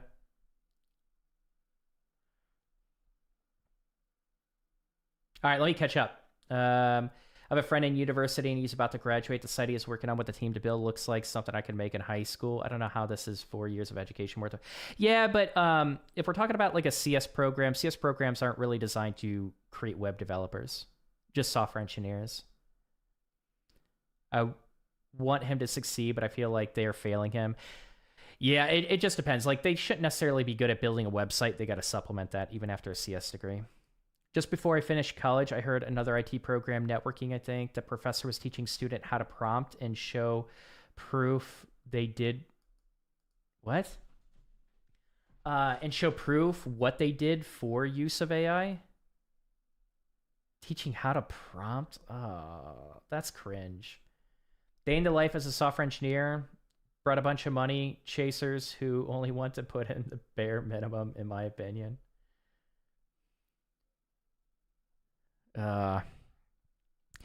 It's just, I don't know. This is where I want, and this is where that rule kind of came into mind. I want this community to give a shit about their craft. I want this community to care about learning and growing, not offloading their intelligence to AI. I don't want a bunch of stupid people in here that only know how to prompt. Like, that's what it comes down to. I want to talk with intelligent people. I want a community of intelligent people. I don't want people who just are fucking soulless and want to outsource everything about themselves to AI. I want people in here, not people who want to give their humanity to robots. Dependence is a slippery slope. It really is. That's what I mean. They try to cut corners and don't learn the concept or why the code is used for the specific purpose. Yeah. 100%. We could use the first, yeah, and they just, yeah, they just care about the solution. They don't really care why it's a solution and what makes up that solution, all the fundamental concepts. We'd use the First Amendment argument to keep the integrity of creativity and writing code. I don't think so. What do you mean by that? Use a First Amendment argument to keep the integrity of creating and writing code. Would that, if we're trying to apply that, like we should allow any conversation, wouldn't that kind of go against what I'm proposing? I guess, what do you mean by that? Intelligent people, but I'm here. Of course you're intelligent. Yeah, of course you are, Zinka. You're always trying to get better. That's a big signal for an intelligent person. You're always trying to grow. You're always trying to learn. You don't try to go the quickest, fastest way to becoming a good developer. That's a signal for intelligence.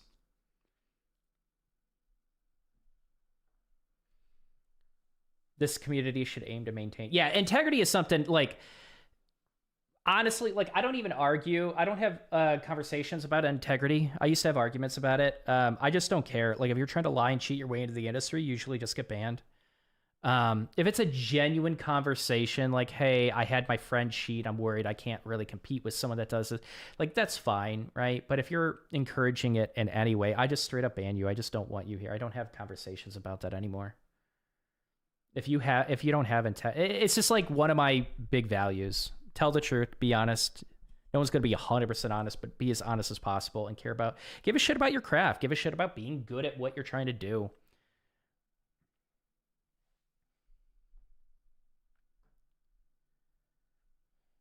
Imposter syndrome overload here.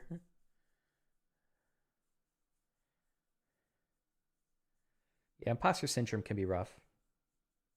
It can be. Even if you feel imposter syndrome, the one solution is you just do whatever you need to do, regardless of how you feel. That's like the one solution to a lot of problems. Free speech protects creativity of coding. No, I don't know how it would. I mean, like, if we're talking about free speech and like the First Amendment applies towards essentially your communication towards like expressing your opinion about government. But if we want to apply like free speech principles to like the community, I just don't think it would apply to creativity of coding, because what you could argue is, if you're trying to like promote creativity of coding, what if someone identifies them creatively expressing their coding through AI generated code? I guess I don't know how that would apply to what we're talking about. You'd have to give like a more thorough example. You definitely relate to having imposter syndrome. Yeah, it can be rough. So one of those things where like, I don't like calling it normal. I like saying that it's common, because normal normalizes it, meaning like you don't have to do anything about it. I think it's common, and I have it, by the way. But imposter syndrome is kind of a deeper signal of confidence issues. It's a deeper signal of like, it could be ego, it could be narcissism, it could be like you think you should be further than you are, or you think you like, sometimes when you get it is a bit of ego. Like when you get hired in a position, you're like, I shouldn't be hired here. If you were honest, you should be hired there. Most interview processes kind of like really try to field out a lot of people that just aren't qualified for the position. Now, if you lie and bullshit your way in, yeah, you should feel like an imposter, because you are. But if you were honest in the interview and you got hired, that's your ego saying that you know better than they do of assessing you. That's ego, right? And that's okay. Again, like I've gone through this. I've had these feelings myself. I still have imposter syndrome, but I just hate normalizing it. Like we shouldn't do anything about it, because we could dig a bit deeper and flush that out. Like, why do we feel that imposter syndrome? I will work anywhere. Nowhere is too bad to work. Yeah. When you're kind of trying to find a position. I mean, you're a good developer, Bones. I'm sure you're going to find something in the near future. I'm a harsh critic on myself, perhaps too harsh. Yeah. Yeah, I think a lot of us are. I know I am.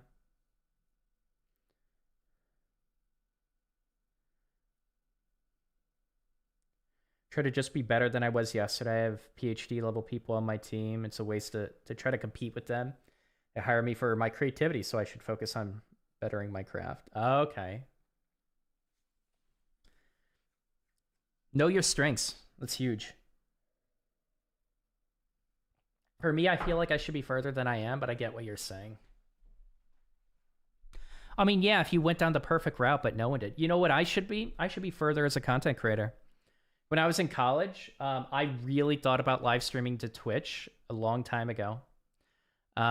This was during the Ziz era of like bodybuilding. And like, I kind of want to create videos like this. Like, I'm doing a lot of bodybuilding right now. I'm obviously not as big as him, but like, I like coding as well. What if I did a stream where like I focused on kind of like a wholesome side of coding, where you also focus on your mind and spirit as well. And we did lifting streams and we did coding streams and we built stuff. If I would have done that in college and stuck with it, I'd be a gigantic content creator. I should be further than I am right now. If I would have just acted on it, like my life would have been set back in the day. If I took that chance. Yeah.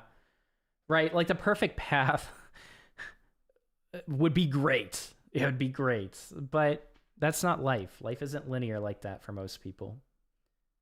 And even for people that it is linear with, it's non-linear for other things in their lives.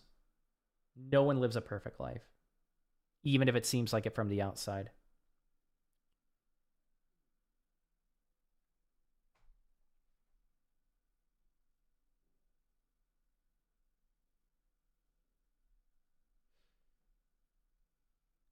Just a catch-22 situation at the moment. Stress hurting my interviews, but need the job to get rid of most of my stress. But here's the thing. You are saying that the only thing that can get rid of most of your stress is getting a job, and that's not true. No matter your situation, if you took care of your body and your health, right? You ate well, you slept well, you meditated, like go to therapy if you need to. If you lifted, if you did high intensity cardio, Bones, like a lot of those things would eliminate that stress. So you could actually tackle that stress before you get a job. That's not a catch-22. You're making it a catch-22. Hindsight is, yeah, it's always 2020. Hindsight is always 2020. Feel ya. I wish I didn't waste a decade bartending. Yeah, but I did, and all I can do is learn from it and work on progressing. Yeah. It's really easy. Like, I catch myself sometimes. I wish this would have happened. I wish I would have did this. But hindsight is always 2020. Of course, it's fucking easy. Of course, we should have done these things. It doesn't matter, though. It doesn't matter because, and the thing is, if you would have done those things, you actually don't even know the outcome. That's what I try to remind myself. If I would have done this, I think I would be in this position. You don't know that. You might have interacted with different people. You might have like gone different routes in your car because you didn't bartend, and you might have, gotten into an accident, right? Someone just like going 60 could have killed you. Just crashed into your car because you went a different route, because you weren't bartending, because you didn't go a certain route that day. You have no idea. You got to appreciate being like, whatever you've done in the past has brought you to this point, and you're alive, you're healthy, hopefully. But you're pushing forward towards a goal. You might not be in this position if you didn't go through exactly what you went through in your past.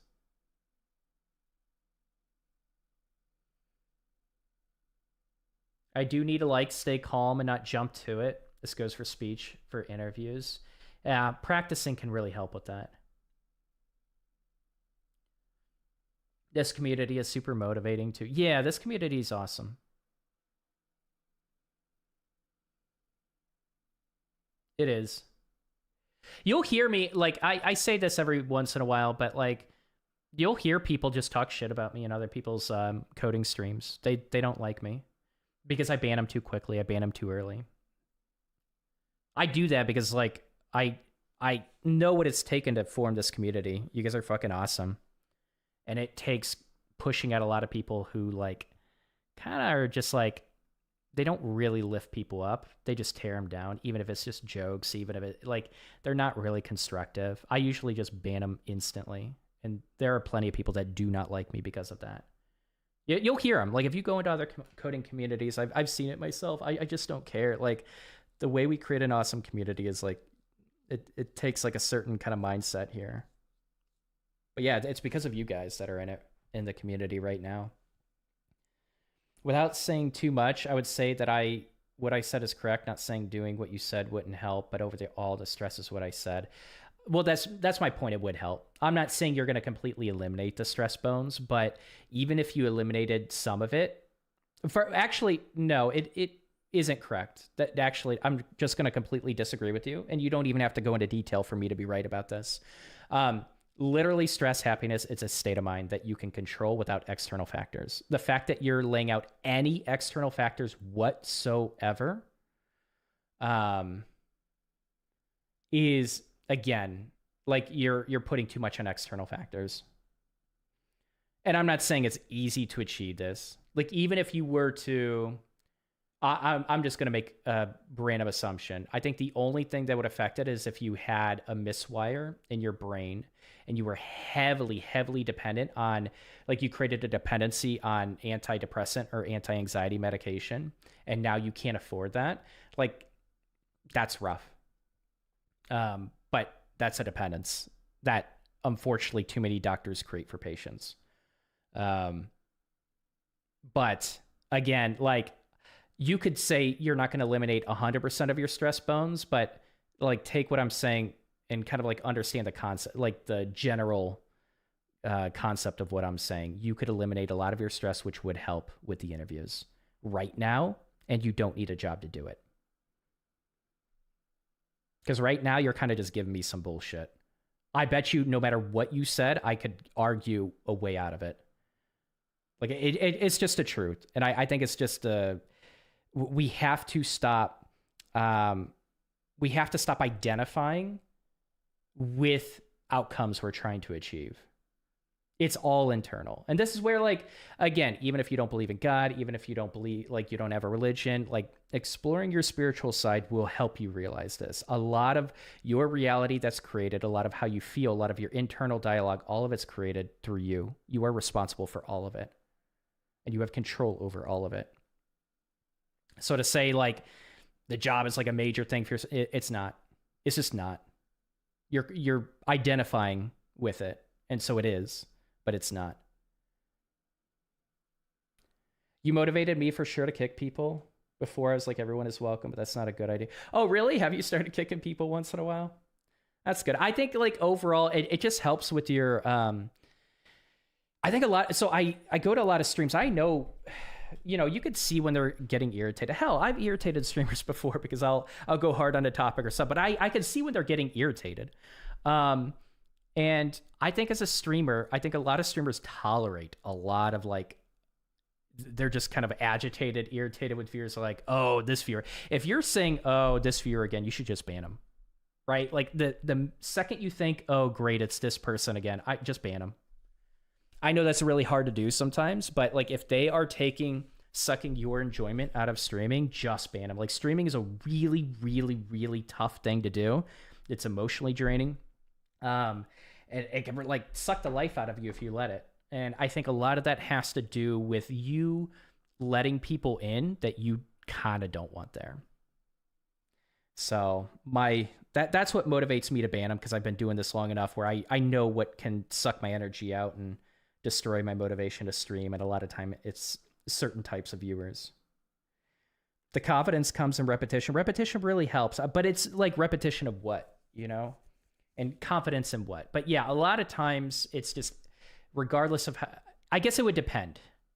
Repetition can help, but we'd have to get a little bit more niche. Like what confidence in what? What are we trying to build in?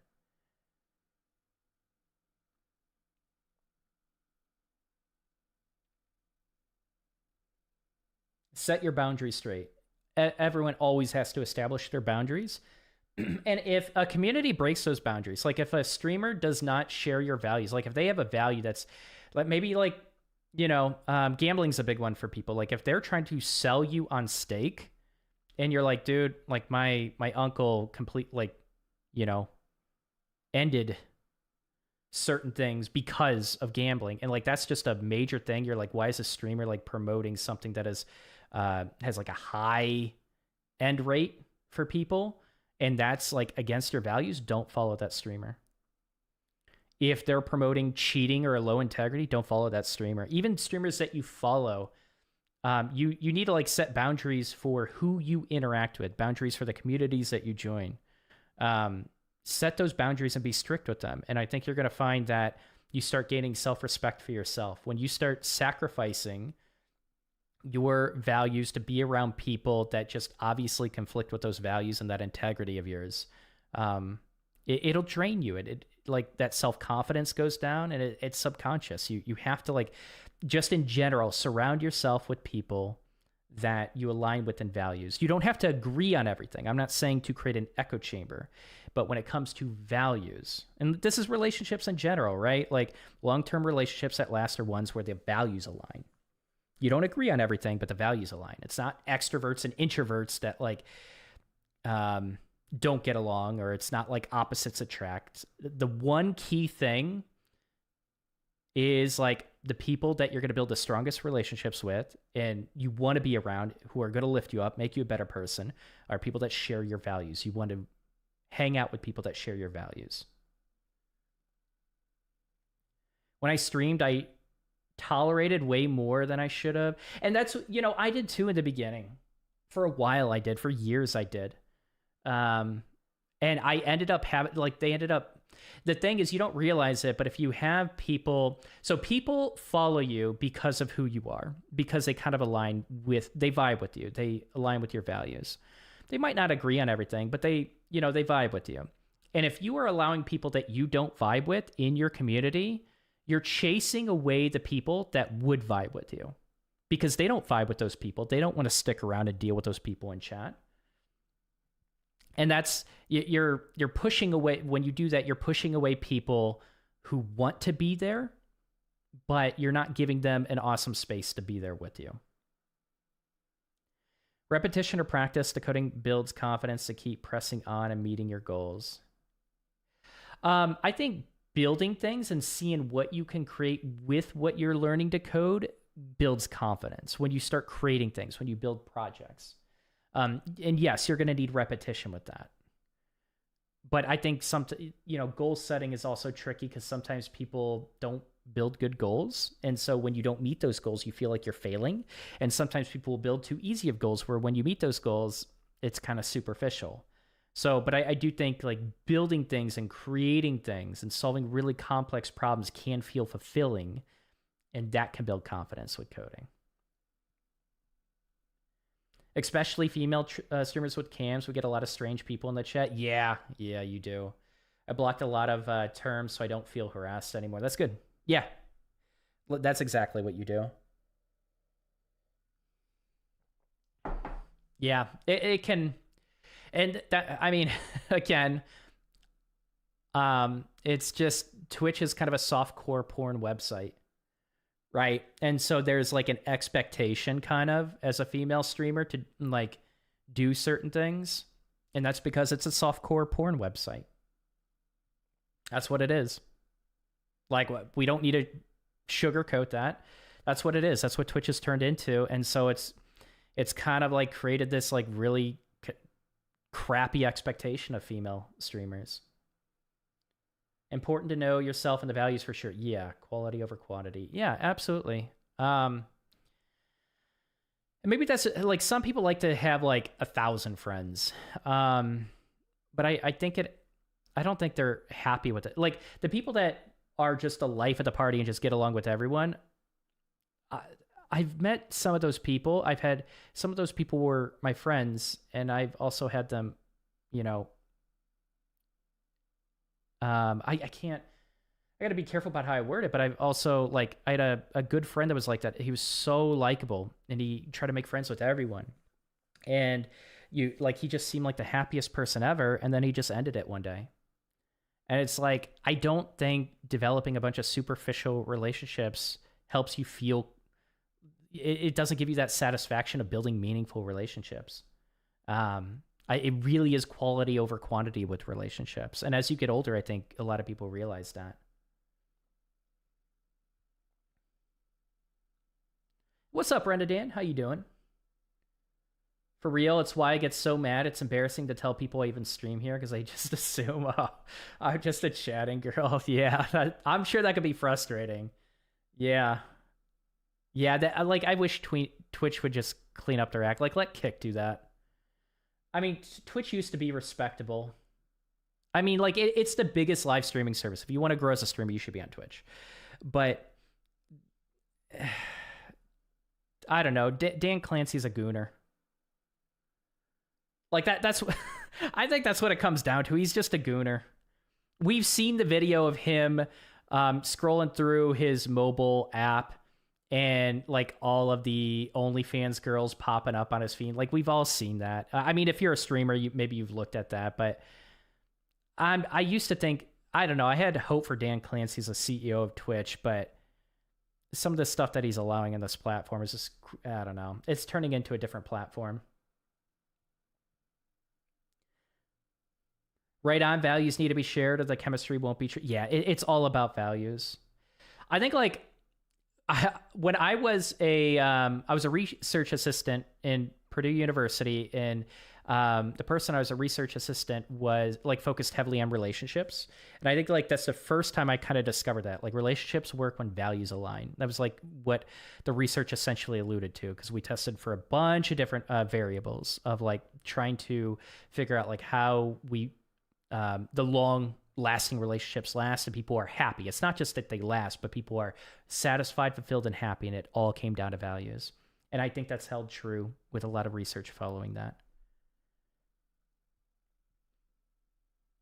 Yeah, I like seeing the outcome of my efforts somehow motivated me to work harder, try more challenging things with reason. Yeah, exactly. You got to see that, right? Just blindly going through courses, blindly just learning stuff and learning harder and harder stuff to not apply it. Like, what is the point of me learning this? And there's like, I don't know when I'm going to get a job, but I need to like see some results of what I'm learning, right? Build stuff. That's exactly why you need to build stuff early and feel that.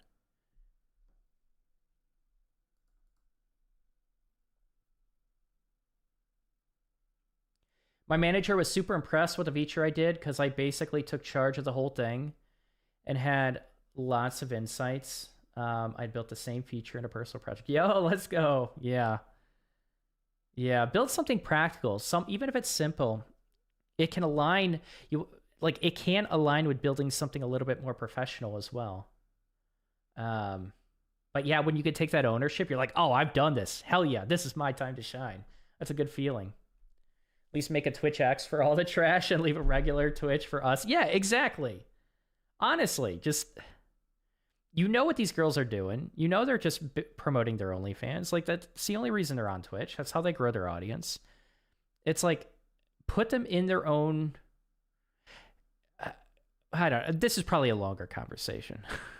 There's more nuance to this conversation. But yeah, like I do feel bad for the women that have to deal with that shit because it created an expectation. And like, yes, there are guys who should be a little bit more self-aware, but like, yo, how many programmers have we had a band that aren't self-aware?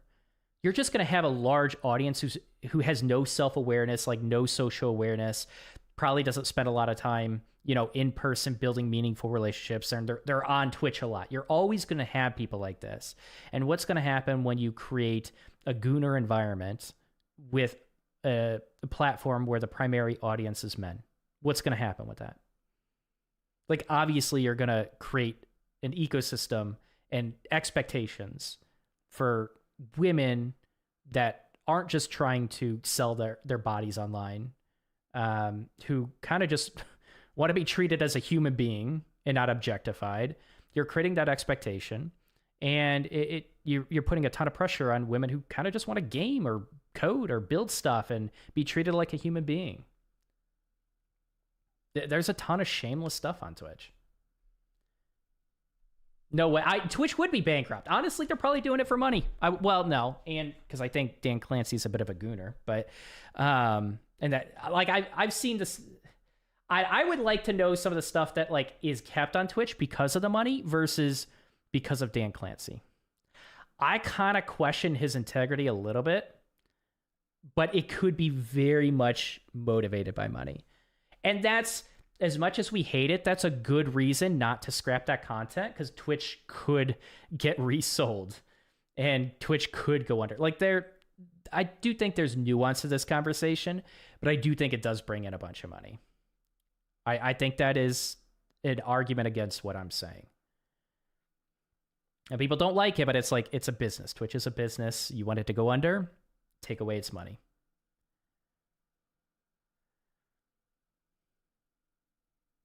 What's up, my current? Just popping in real quick. Promise no pasting and code today. Awesome. Don't worry, we're not even coding today.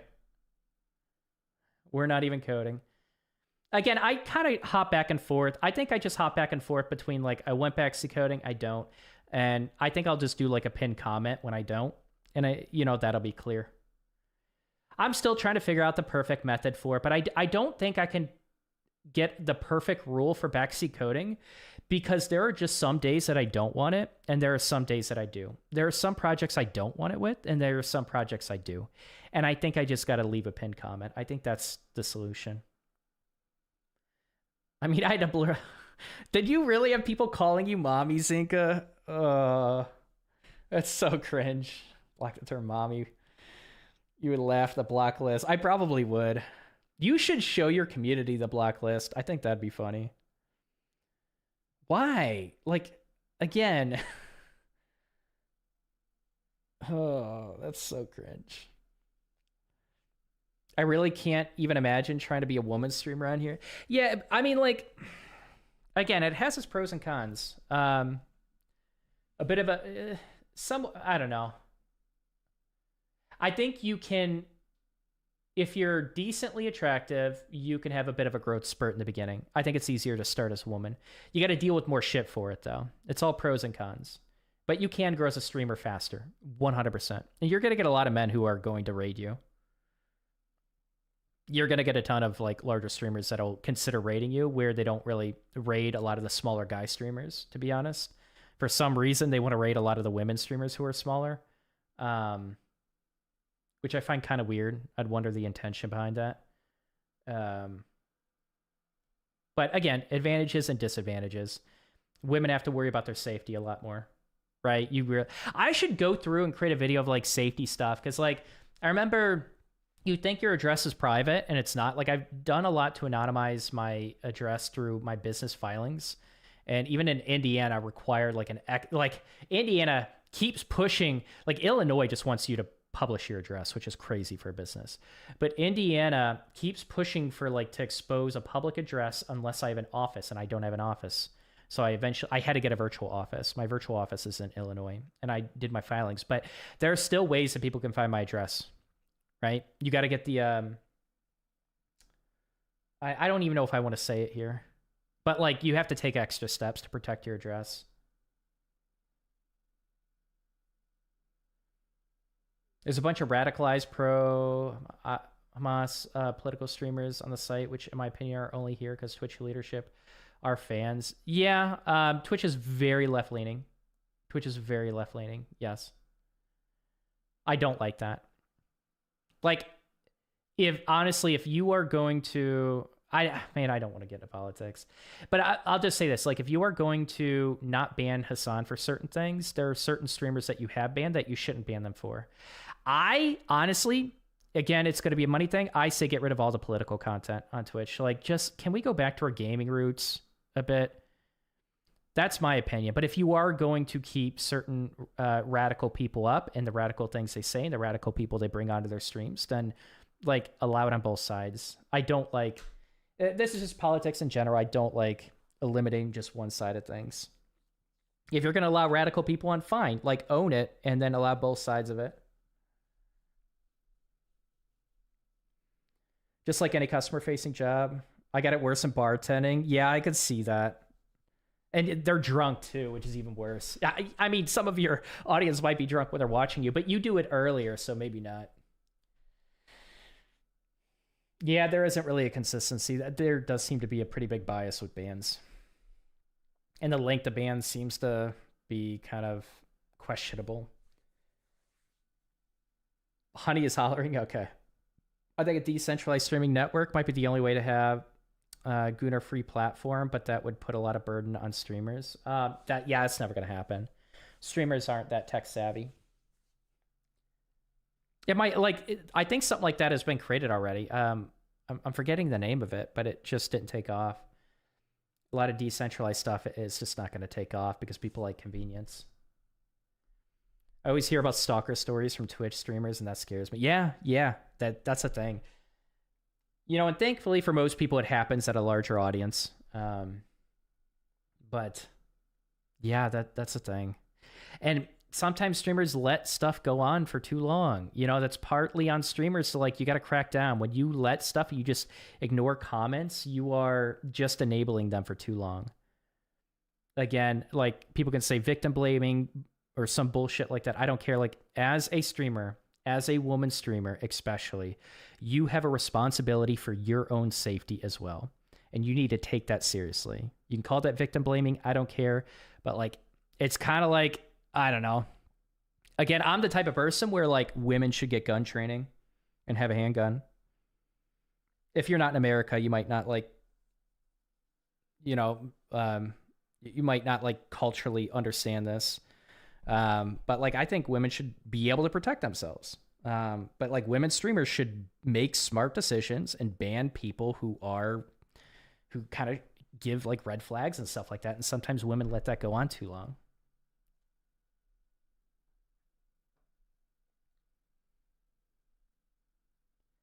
Wait, is that why my company is all remote but has an address? Yeah, they probably have to have an address, like where they're stationed, and that's going to affect. Like, if you ever took them to court, that would potentially affect, right?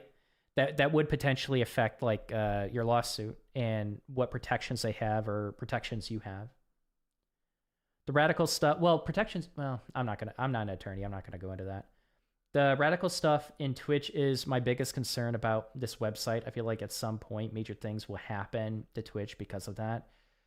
I think so. Amazon's a big company with a lot of lawyers, though. Man, they can really back themselves up with quite a bit. Twitch ID production is getting harder, it seems. Yeah, you got to take your own steps, for sure. Oh, let me catch up. It would downplay the woman who, like you said, just wanted to code rather than become objectified, but I guess that depends on the woman. And some women use it to their advantage too, and they can. It's just like you're going to get bad attention for it. Everything has effects to it. True ID production is getting harder. Why wouldn't Twitch consider channeling certain members of their community? What do you mean by channeling?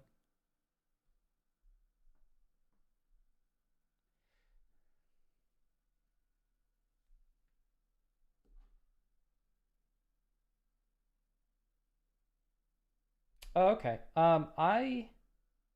Cool. Maintenance guy said he had one stop to go.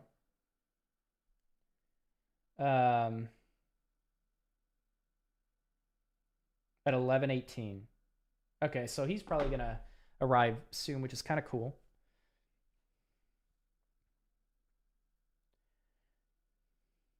It has, yeah. Convince is the big killer. What's convince? Agreed. If I ever move to the States, that's the first thing I want to do. Yeah. I think it's like I'm not even saying to like you could just carry different stuff, pepper spray, so like just carry something with you. There's some women that are too trusting.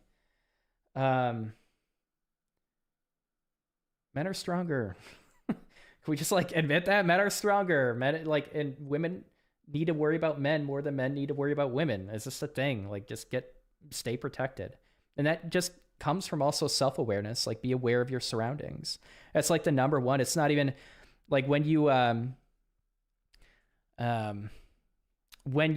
want to kind of get into protecting yourself with a gun, like I think that's amazing, and I think you should go through proper training for it. But like a big component of that, you go through any type of training, it's like the very first thing is just be aware of your surroundings. It has nothing to do with a gun. Just like be smart about your situation.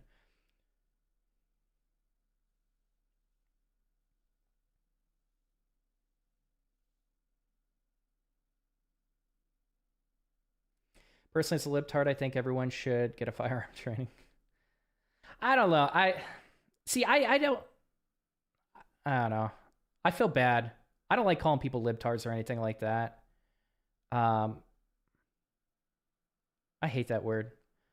But I think a lot of people in the US do agree with safe, responsible people owning that. I think that's like something almost all people in the US can get on board with. Safe, responsible, mentally well people should be able to own a gun and protect themselves.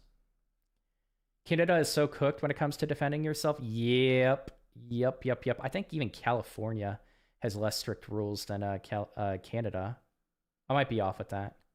Facts, what are those?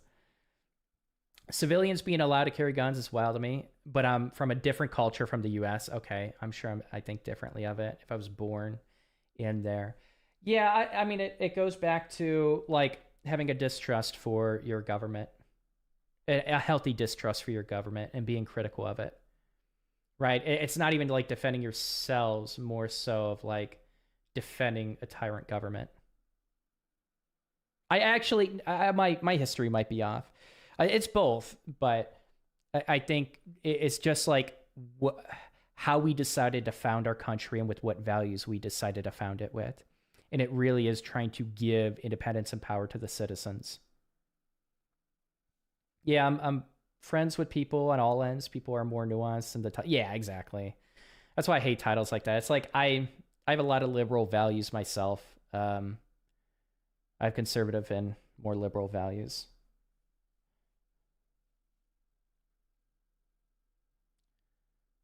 Channeling as in categories of subject matter. You can channel it. So you can channel it. Most streamers do respect it. But it does, like when the category grows so large, you attract a gooner audience to Twitch who are then going to go to other categories. So even if you categorize some of the softcore porn on Twitch, it still is going to attract a gooner audience that is going to basically treat women outside of those categories with less respect. You're attracting your degen audience. Think of it like a Kick audience. Like all the people that got banned on Twitch and are on Kick because they're banned on Twitch. It's I'm not saying everyone, but like there are a lot of personalities that you really don't want in your channel that would flourish on Kick. Think of it like unbanning all of those people and then all of them flocking to Twitch. That's what's happening with the softcore porn stuff on Twitch.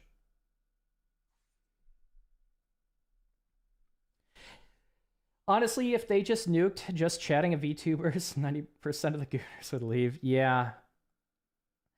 I like just chatting. I like people, like there are women that will travel and they'll go to different countries in Japan and stuff like that. I'm forgetting the names, but because I don't really watch just chatting too much. But like the IRL stuff where they go and they just kind of explore, that's so fucking cool. Like keep stuff like that. Just get rid of the sexual content. Just get rid of it. Get rid of sexual content and then get rid of politics, but that's too hopeful.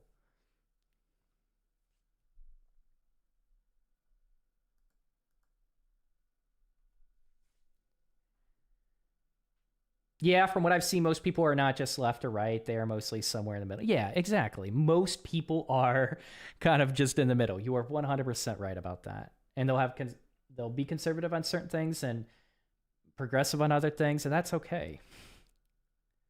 The internet is just polarizing. I feel so dumb. I literally had to look up what a gooner was.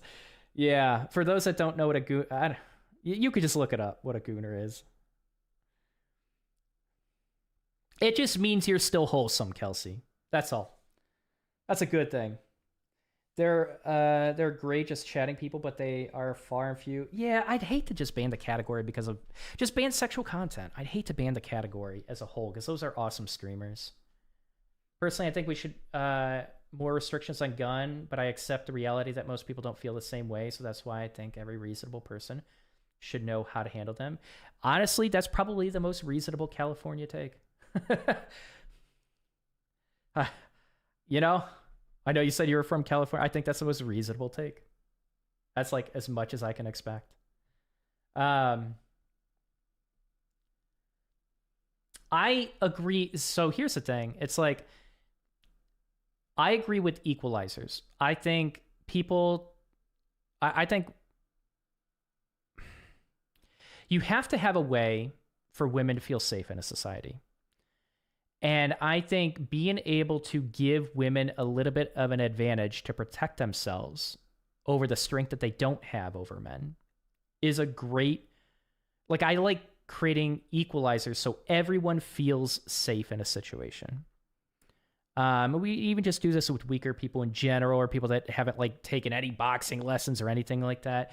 You want to give those people, they shouldn't, I think like, if we're talking about like men, I think a lot of, well, honestly, men and women should go and get some sort of training, not some Taekwondo training. I'm talking about like actual training, Brazilian Jiu-Jitsu or boxing, kickboxing, something like that. But I do believe in having additional weapons to be an equalizer so that even if you don't do something like that, you still can protect yourself.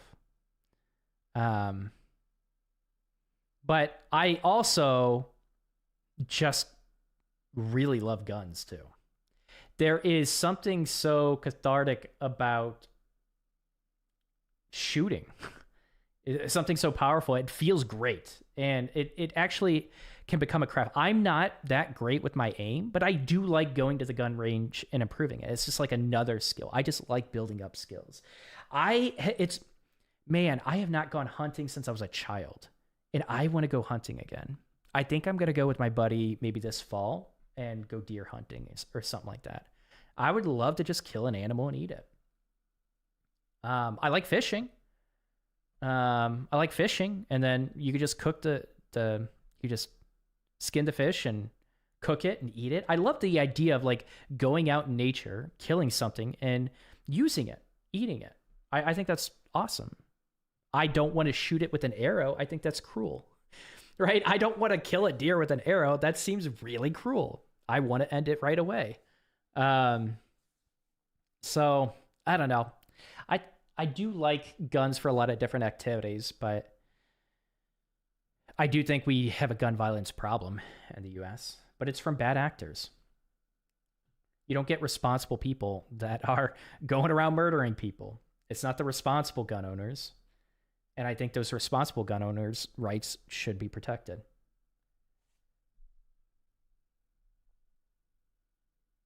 I like the middle ground. Yeah, most people are in the middle ground.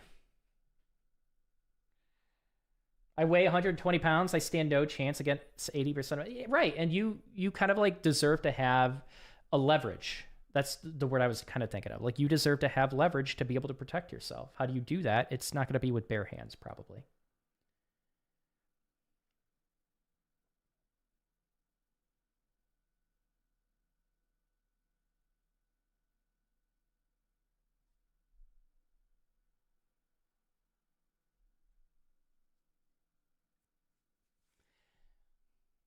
You don't have to be vague, or I don't care. But yeah, Kelsey, like, that is not allowed in our community.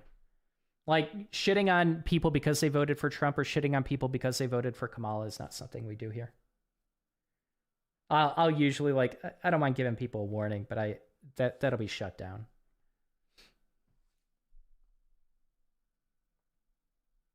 Those bad actors would just use something else if we ban guns. Yep, we see it overseas. They use cars and knives. Bad people are bad. This is true. Yeah, I mean, they do find ways. And then when you don't have that protection, it's like, man, when it's much harder to get that protection, then you get bad actors that do get a gun. Oof, that's rough. Even if it's knives, right? Like, bad people are bad people. I think being able to carry pepper spray is great for women. But regarding guns, personally, I would feel a little scared being outside if I know anyone could carry a gun. I don't have a lot of trust for people to feel safe with that. But if you grow up in that environment, you'd be very... And that's the thing, like, in Indiana, like, we're very gun heavy. Very gun heavy.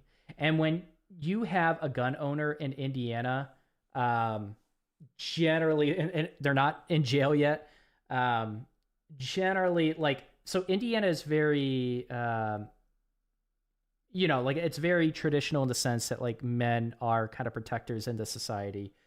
And we are very courteous to women. We kind of have, I wouldn't say like a Southern charm.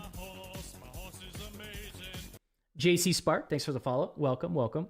But, like, when you see someone with, like, kind of a holster and a piece, and they have a licensed gun in Indiana, generally they're going to be like one of the more upstanding citizens and one of the safest people that you can be around in Indiana. Of course, you could always have a bad actor. You don't know if they have a license, but I think that's the thing. It's like, when you are someone around someone with a license, they're generally a bit more of an upstanding citizen. Because people don't realize this, but, like, any violent crime, you're not getting a gun. When you have mental issues, there are certain mental issues, you're not getting a gun. And people think there are, like, no restrictions whatsoever. That's just not true for almost, like, every single state. And then you need a specific license for that state. But, like, when you grow up around this, I guess, like, I trust people with guns way more than I trust people without guns, at least with, like, proper gun ownership. I can kind of know the type of person that they are.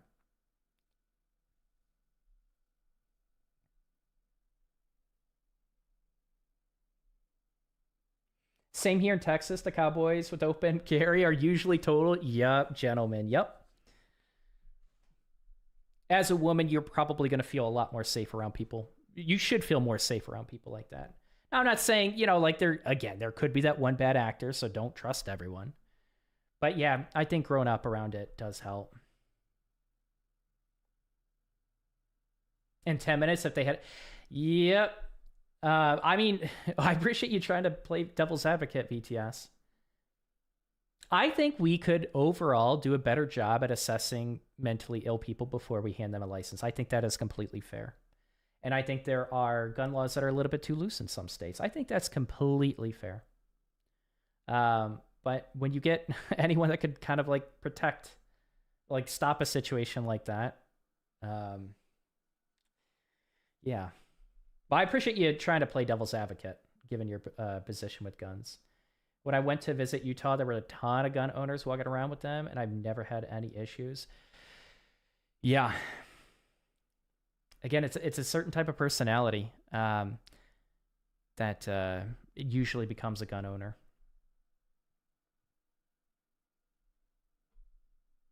A legal gun owner. Physical and situational awareness helps anyone. Yeah, it does. So the gunners need their Playboy channel, so to speak. They need yeah. I mean, it's just attracting people like that. And it's not just a channel, though. Those people will stay on the platform and go to other non-gooner content and then act like a gooner. I've always believed it wasn't the gun or the other tool. It was a person's psychological outlook. Yep. That needed help a long time ago, causing the issues. 100%. 100. Now, I do think that I would rather see more training with people before they get a carry license. And there are some states that don't allow it. I think Indiana is looser with it. You can have a carry license with like a closed carry license without much training. I don't agree with that. I would like to see stricter training, but then the state needs to pay for that training. You shouldn't expect, like, if you're going to require that, there are people that do deserve that protection, that are very low income, that do deserve some sort of subsidy with it. But I do believe there are people that need more training.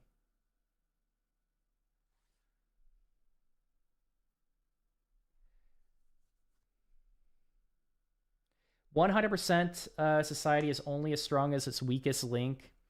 We need to hold each other accountable and make sure those who need help get it instead of being left behind. And I do think a lot of people with mental issues are left behind. There are a lot of our homeless.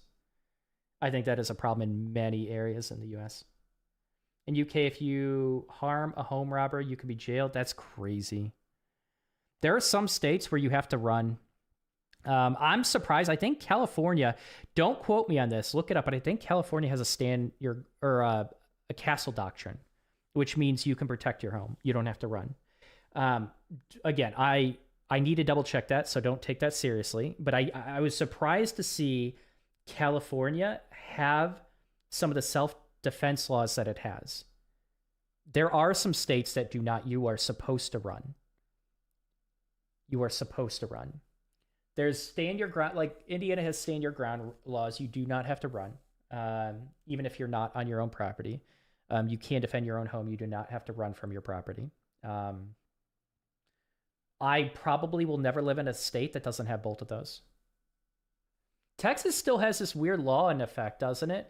Where like two people can just agree to duke it out in public.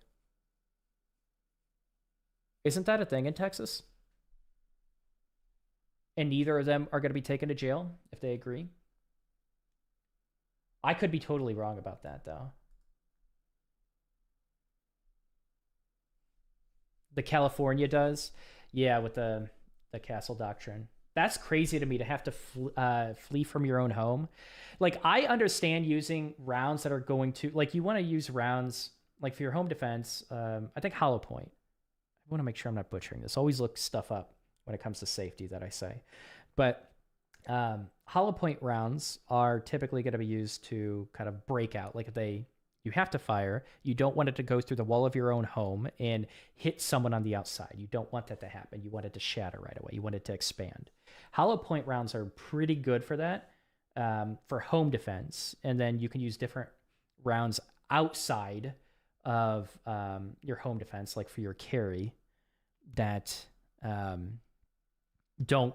Because, like, when that hits someone, that's going to do some major damage. You get a clean breakthrough, that is... I think the person is going to have a higher chance of living when that shell doesn't explode inside of you. So hollow point rounds for home defense is like... And that kind of knowledge, I think, is helpful for people, right? Because people are like, oh, I just want ammo, and I'm going to fire if invader comes in. You don't want your bullet to go through and hit a child. You don't want your bullet to go through and hit anyone else. You want to You want to have that knowledge. And I do feel like you can get a license, you can get a gun pretty easily. We're not even talking about a closed carry license. You can get a gun pretty easily for home defense, not know that, and your bullet goes right through the wall. Right through the wall and hits someone. Pretty sure you could still have a duel in Washington. Oh, really? At least you could when I lived there. That's crazy.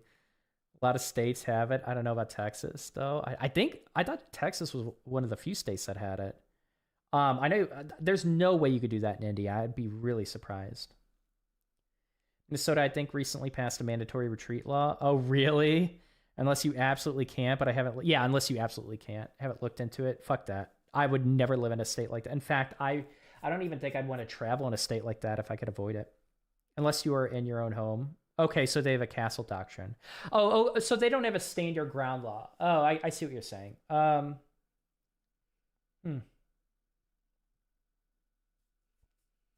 don't know. I don't think I'd want to be in a state like that.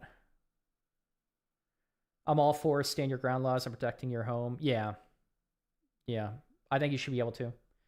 A lot of people are like, oh, it's just property. It's like that property is taken a life investment to get. That property means more to people than people give it credit for. I hate the argument like, oh, it's just materialistic shit. It's like that's not just materialistic. That's literally the home that you basically sometimes grow up and die in. That means a hell of a lot more to a lot of people than you realize. And you should not live in fear where you have to run from your own home, your dwelling. You should not have to run in fear, ever. When you know you can stand up for what you've built, like, that also gives you confidence. You should never have to live in fear like that. I'm all for, if you can't protect your family, then what is life even about? Yep. Protect yourself, protect your loved ones. And if you can't do that, what are you really building? Your kids, spouses live in those properties. Yeah, and yeah, especially if you have kids and spouses, it's like there's always have the assumption that they mean harm.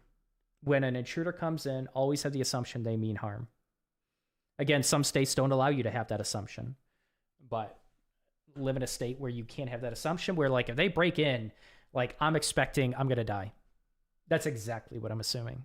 Like if someone's willing to break into my own home while I am in that home, I am expecting like lethal force from them. I'm iffy on stand your ground laws, not castle doctrine. I don't know. I'd have to think about it more. I think there are... If you're truly against sexual content on Twitch, then why do you have a sub-only foot cam? What a hypocrite. I don't think I fixed that issue where it plays twice. What the fuck do you mean? What do you mean? I don't have a foot cam. When have I ever showed a foot cam? What? Don't listen to Prototypical. He is 100% lying right now. 100%. You know what sucks is like Prototypical has subbed for 20 months and it sucks because that gives him more credibility. I don't like how much power my long-term subs have to convince people otherwise. But thank you for the sub. Thank you for the resub. 20 months is a long time, man. I appreciate that.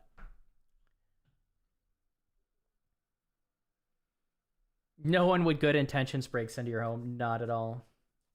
Sub cam. There is no foot cam. Listen, there is no foot cam. I promise you that. Greater than _ greater than. Yo, VTS coming in with a sub for 2 months. Yo, thank you, VTS. I appreciate that. Hell yeah. Wait, why? What? Why did it repeat for Prototypical? Maybe it's like the long message? Yo, we got a hype train. Hell yeah. It's been a while since we had a hype train. Prototypical VTS, thank you for the subs. I do appreciate that. Let's go. Yeah, there's no foot cam, though. Don't think you're going to get a foot cam if you sub. Do not sub for that reason. Okay? Do not sub for that reason. 2018 foot cam scandal. That was not my channel. That was the Furries channel. That was 100% the Furries channel. Oh my God. I'm not even going to read that. That's so cringe, VTS. No, there's no... Guys, there is no foot cam.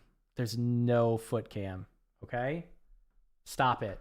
Don't tell new people there's a foot cam either, because then they're going to expect a foot cam and they're going to be asking about it. There's absolutely no foot cam. There's no furry stuff. There's no foot cam. There's no weird stuff here. Nothing like that.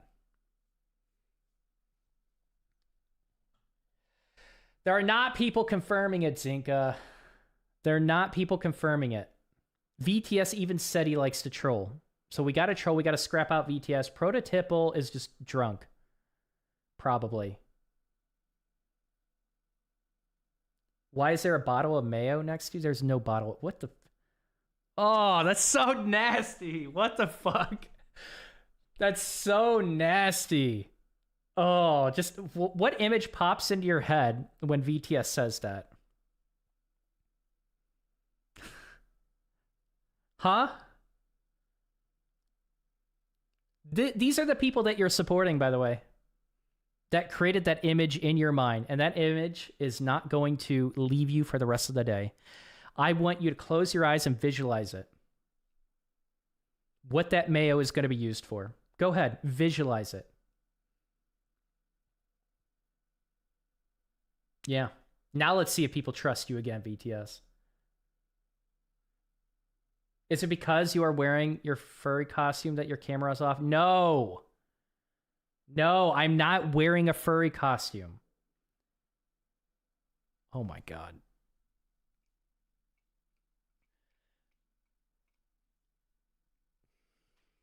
I don't think I'm ever going to stream without a camera again. We're doing one more day and then ever again. You guys have way too many weird fantasies. I can't let you have these fantasies. It's just one of those things where we have to like just be transparent and show what's going on so you guys stop fantasy. Oh my God.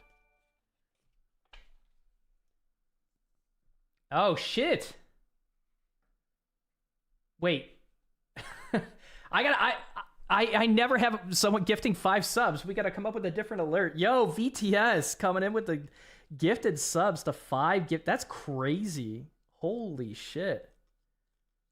All-time record shattered for the number of subs. And yo, we are level 3. That is crazy. I've never gotten to this level. Holy shit. VTS, thank you so much for the gifted subs. I really appreciate that, man. Damn.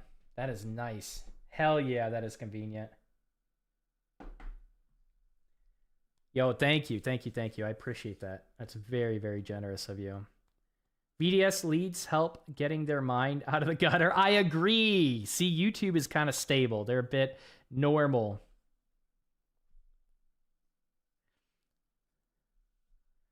There's no foot cam. There's no furry costume. There's none of that. There's absolutely none of that whatsoever. Yeah, you guys are just weird. You're just weird. How am I, like, how do I, man, I hate this because, like, the more I shit on you, the more, like, weird I realize that you are. There's always, like, an aspect to your audience of, like, you gotta wonder what attracted them in the first place. You guys make me question my, like, furry identity and my values on foot cams. Like, you're making me question myself. Like, if you guys are here fantasizing about this stuff, is that something that, like, I want to do deep down? What do you guys think?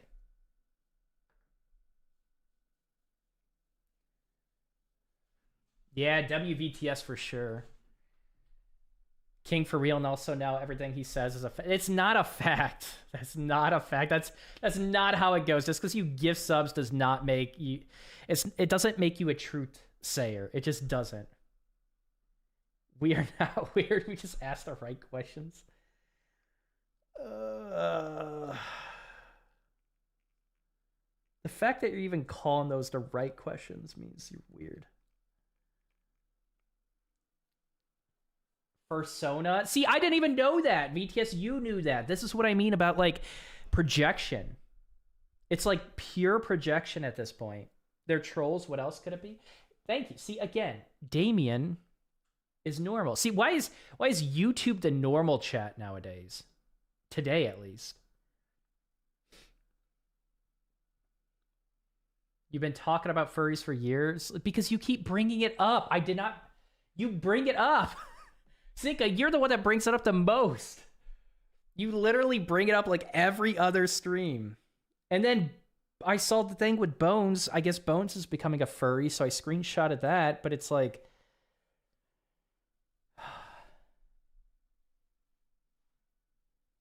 The audience is an extension. I don't think so. I don't know if I believe that anymore. Damien, it's just your alt account? No. No, I don't have any alt accounts. Sounds like you're projecting, me projecting. Damien, what's up? How you doing? How you doing over there? I appreciate you being normal.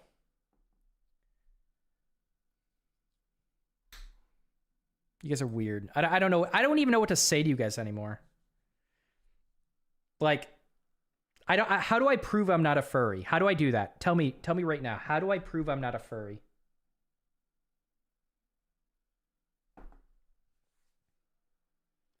Great, good. Glad to hear it. I hate to leave the furry convo, but I gotta head out. I hope everyone has an awesome day. All right, thanks for stopping by, Kelsey. I'm pretty sure Kelsey is dipping because you guys are weird. I don't blame her, honestly. I don't blame her.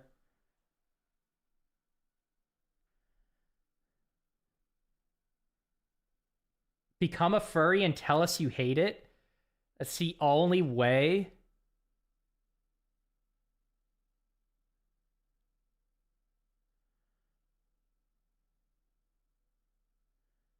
There is no way in hell that if I put on a furry costume and become a furry and tell you genuinely that I hate it, that will look good for me. Holy shit. VTS is dropping all the gifted subs. Damn. That is crazy. That's I don't think I've ever been gifted that amount of subs. That is a crazy amount of gifted subs. Yo. Holy shit, VTS. That's crazy. Yo, thank you so much for the support. Damn. VTS is the one that's rich. VTS is the one that's going to buy us a cabin in Colorado or Denver. Holy shit. Yeah, now when we we're going to do that timeshare thing, we're going to get that cabin in the middle of the woods. You're going to have people hitting you up to like cover most of the expenses. I don't know if this is going to look good on you, but hey, listen, I appreciate the subs in the meantime. Thank you though. Thank you for all the support. That's crazy. So many people getting the foot cam for free because of VTS. Dude, there's literally no foot. Wait, didn't someone like type exclamation mark foot cam? Who was that? There's no foot cam. There's no command, like no hidden command for a foot cam whatsoever. I'm a junior engineer in California. I'm homeless now. Okay, that's fair. Yeah, you probably shouldn't be gifting so many subs. You got high taxes, high bills, man. Yeah, but seriously, thank you for the support. I appreciate it. See, being a furry, I'm not, dude, fuck off. Like, this is just gaslighting. This is complete gaslighting. I guarantee you, at least one of you, like, if we went to, like, a furry con, we would spot at least one of you. I think, like, I'm going to require headshots of all of you that have accused me of being a furry. And then I am going to go to a furry con, and I'm going to find at least one of you that's there. And I'm going to prove that, like, this is literally just projection.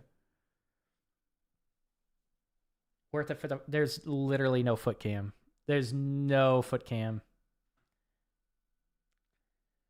Bone, stop clipping shit. I'm tired of you clipping stuff. What the hell?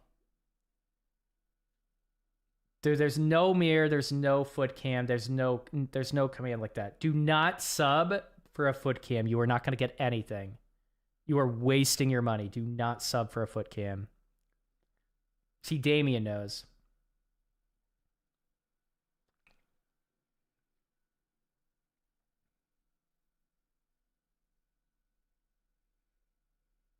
You want an excuse? I don't want... Okay, we're not going to FurryCon. I'm not looking for an excuse to go to FurryCon. I'm just saying, like, if I were to do it and I knew all of your faces, I would spot one of you there. I'm I'm not saying I'm like looking for, we're not going to FurryCon. This is a hypothetical.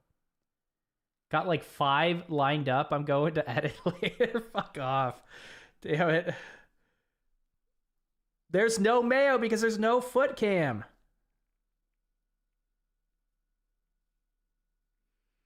I don't know what their obsession with feet is. Damien, they have problems. I don't know. I have no idea. Ask them. Twitch is just weird. I think, honestly, it's because of the Gooner content. It's because of the softcore porn on Twitch. It just, like, it rots your brain. I think that's what, that's what happened. It's just a bunch of rotten brain. Yeah, I don't know, Damien. You're probably better off on YouTube. Ricky, I have videos on that. You could just look it up. It's a very generic question. If I look at your chat history, you have like the most generic questions and you don't like interact with anyone. I don't know. You just like, I don't know. What I'm trying to say is I think you're a bot. I don't know. I looked at the chat history and you had like 12 random generic questions. I don't know if I honestly don't know if you're a bot or not on YouTube. Don, it's okay. I'll look one up for you to go to. Yeah, that's not, I don't care. You're going to look it up because you want to look it up. Don't share that with me. Do not share that with me. Sounds like you want a list of people to avoid at those furry cons.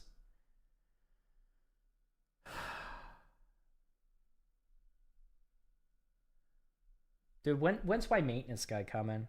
Fuck, he said like... Oh, it was like an hour. No, it was an hour and a half ago when he said he had one stop to go. Where the hell is he? I need, like, when he arrives, we got to go offline.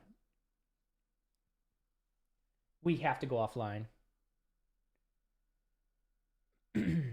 Damn, level 4. That's the highest we've ever gotten. That's freaking awesome. We got the fall damage emote. Well, that's a pretty cool emote. I like that.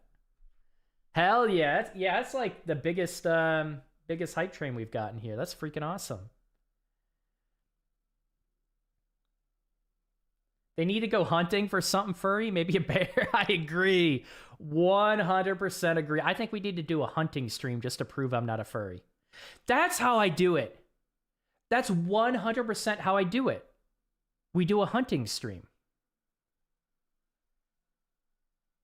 That you just came up with the perfect solution, Damien. Furries would not kill other animals. I'm not... Dude, you guys are so weird. I'm not going hunting in a furry suit.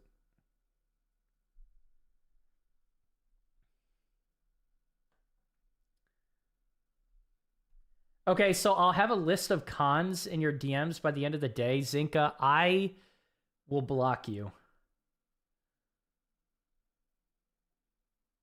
Yeah, it's a pretty sweet emote. I like it. Delivery guy save me. Yeah, I'm literally, I'm not even joking. I keep looking at my phone, waiting for that text of like, I'm on the way.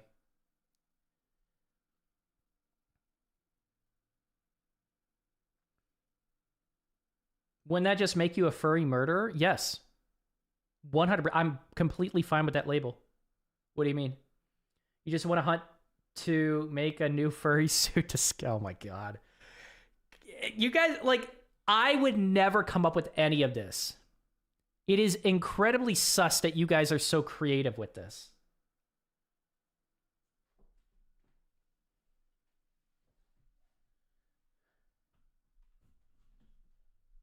I'm not dressing up as a... That's not why I learned Nest. That's not why I work with Nest. No. There's no bird costume. No, none of that is happening. When we go hunting, we're going to be a human being. I don't care about the skin. I just care about the meat. That is it. We're not making a costume. We're not doing any of this. Yeah, thank you, Damien. To be honest, Don doesn't strike me as a furry. I am so far from being a furry. It's not even funny.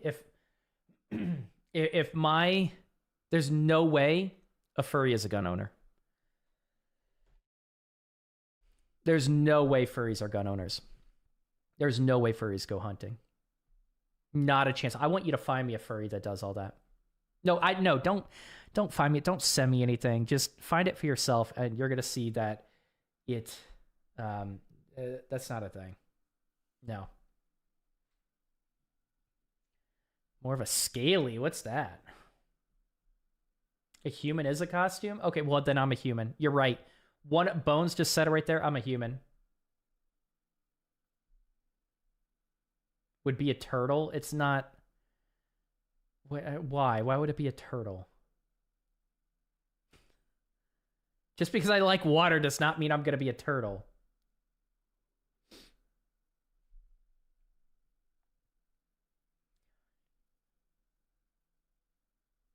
A human in a costume? But that wouldn't make me a furry. That would make me an animal. No subject of that which is furry should be from the hunt and become the bear rug, which you can flash on the screen anytime the word furry is even mentioned. Honestly, that is... Oh, I like that. Maybe we put the fur in my home gym. Right, I'll just switch cameras real quick. It'll point to the fur. And, yeah, I actually really like that, Damien. Damien's based. A scaly is like a furry. How do you know this? A furry for reptile. How do you know this, VTS? Does that not give you a little bit of pause? Does that not like make you feel a little bit sus about yourself that you guys know all this information? Do you think like maybe, just maybe, you're like bottling this stuff down and like little by little you're kind of just looking it up and you forget about it? You did not learn that from my streams. You didn't learn it from me. Probably Zinka. Honestly, maybe you did learn it from Zinka. I would not be surprised.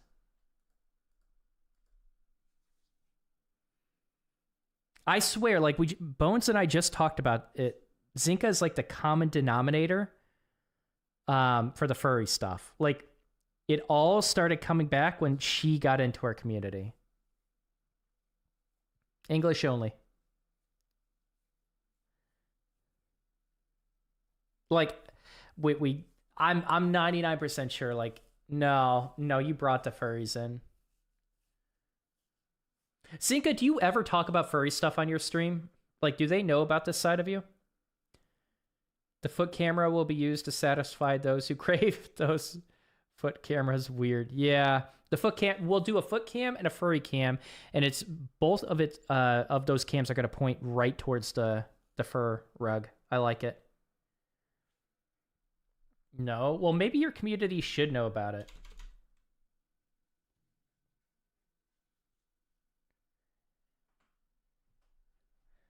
Okay, so Ram, you think it's Zinka probably brought it? Oh, yeah. Honestly, yeah, she has a lot of the like anime weeb stuff. I do think there are a lot of furries with like anime avatars. I do see that. Actually, that's a really good point. There are a lot of weebs with anime avatars that are furries. Like, a lot of the furries will have that on Twitter. Thank you, Ram.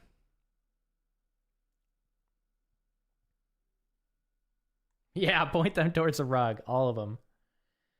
I got honey with a gun, too. That's a pretty cool emoji. But, yeah, that's a furry emoji. Yeah, you just proved to yourself that, yeah, what... Do you see that any furry emojis that I have? It's a furry emoji. You have a furry emoji. Exactly. This is exactly what I'm talking about. That's literally proof right there. The anime stuff and the furry emoji. But it takes one to know one. I don't know. I don't know if I believe that. Not anymore anyways.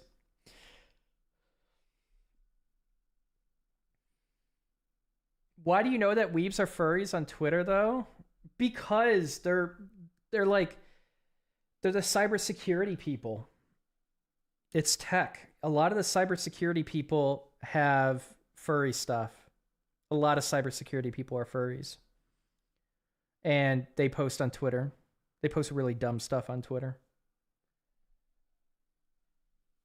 Yeah, exactly. I have an explanation for that one, Prototypal. I have an explanation for that one.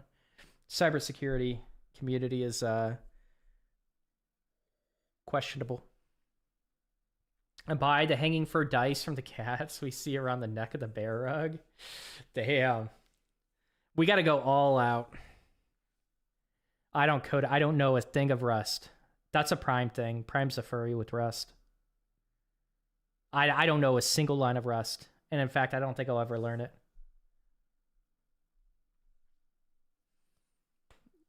Yeah, I think the shoe does fit for Zinka.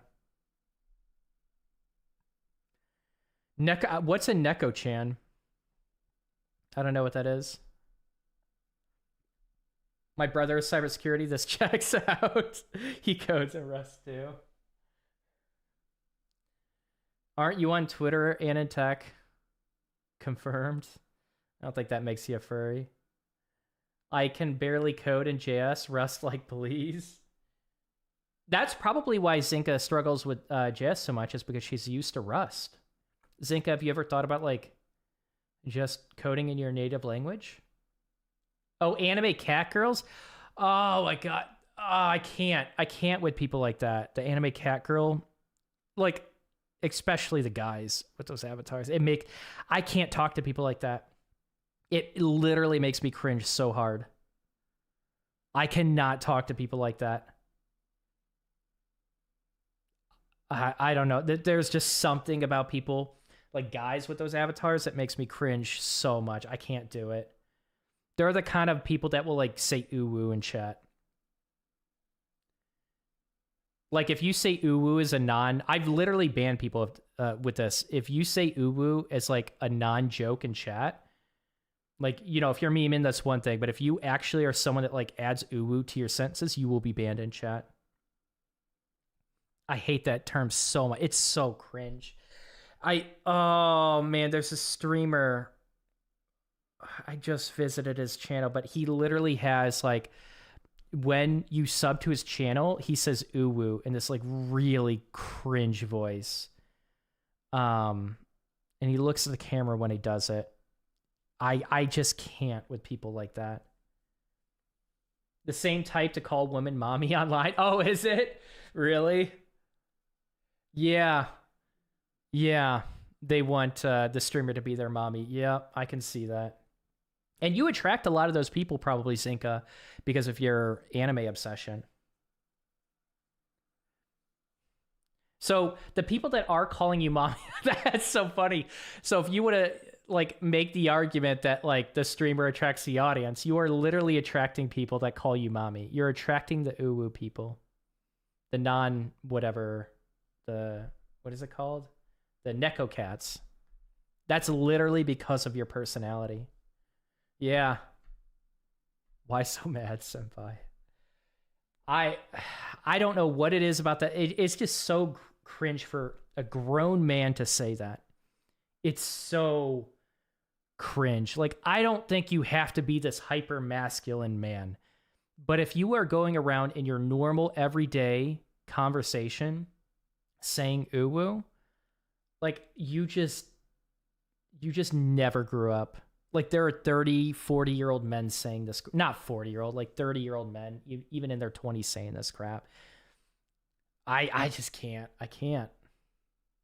It's not just, it's super cringe. I guess Naya is another term they use. I have no idea. How do you know all this, Bones?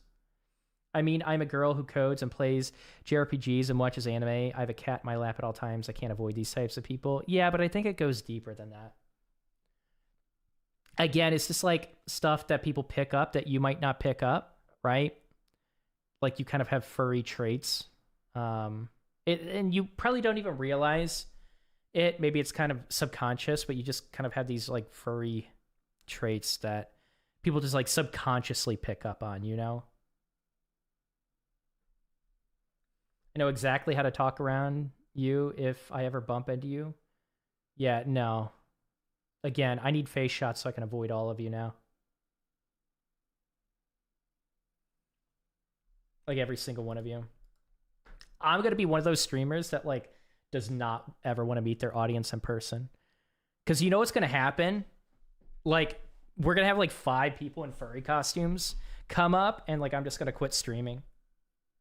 I'm going to exit the room and I'm just going to quit streaming. That's my biggest fear. It's like when I finally see all of you, like, who actually are you?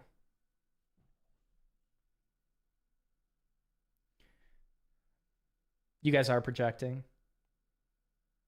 Again, it all comes down to Zinka. Got to tack on the overly role-playing text messages like, hi. Oh.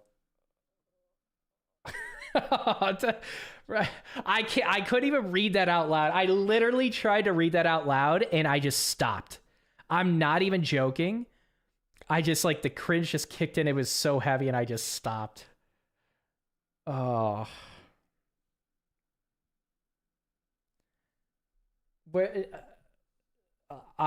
Okay. Yeah, we're just, again, Zinka spurred up a furry conversation again. You know Zinka. So when we all meet in Colorado Cabin, it'll be in a furry. No, none of this is. We're never meeting. I'm never hosting an in-person meeting with any of you. That's not happening.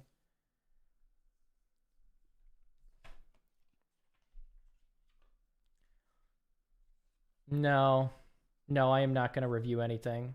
We're not looking at furry pictures on stream. We're not reviewing any costumes. No, you're going to have to do that alone without me. Stop clipping stuff. I don't. Here's the thing. It's like, why do you guys have to clip all the furry stuff? Like, if you go to a channel, like, there should be like a variety of clips to get a feel for the streamer. And the only shit that you guys clip is all the furry stuff and out of context stuff that makes me look like a furry. That's all people see. When people want to, like, get a feel for the streamer, they go to the clip section and they just see a bunch of furry clips.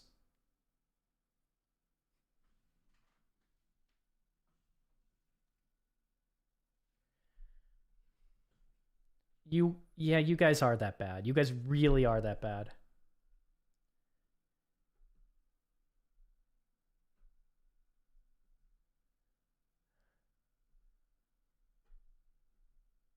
These aren't rare. These are what you call this is what you call propaganda. That's propaganda.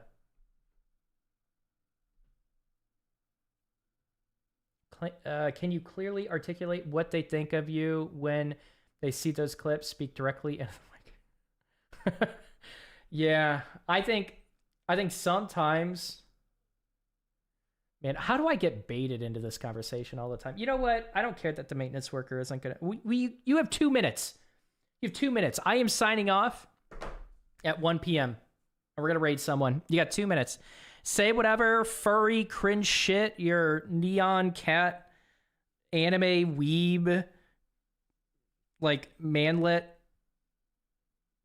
bullshit. I like, just say it all now. You got like 2 minutes left, and then we're just ending this conversation.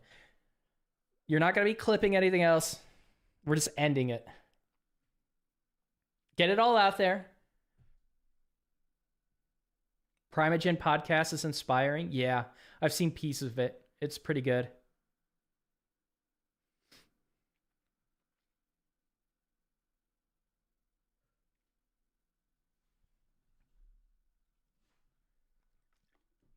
Got 1 minute left. It's okay. There are only a few things weird about being a furry. Everything is wrong about being a furry. Everything. Every single detail about it. I don't, you know what? I'm not.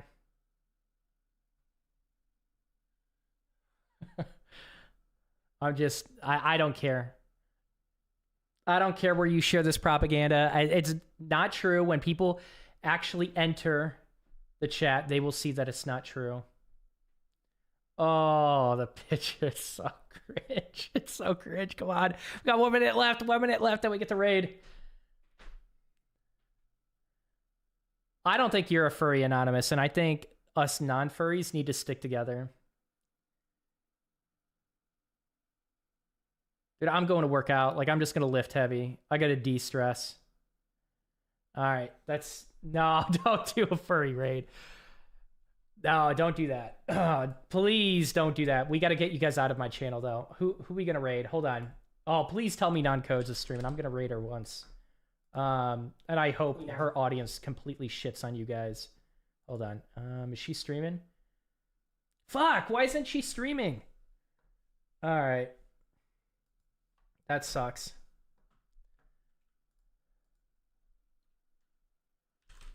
You're gonna have to set a no softness policy for these propagandas. Yeah, I know. We're gonna have to set some policies.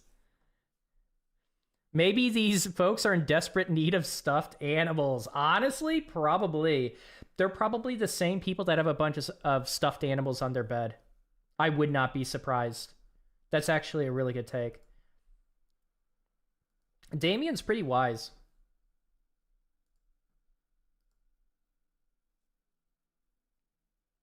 Prime is send furries back to their leader. Should we just like raid Prime? I don't even think the announcement will go out. Should we just raid Prime?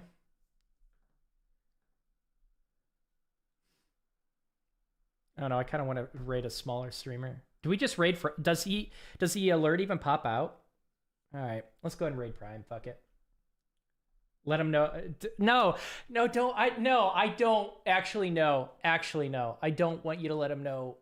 I don't want you to say anything furry to Prime. I do not need the bigger tech community thinking I'm a furry. I do not need that. That cannot happen. Yeah, bullshit, you won't.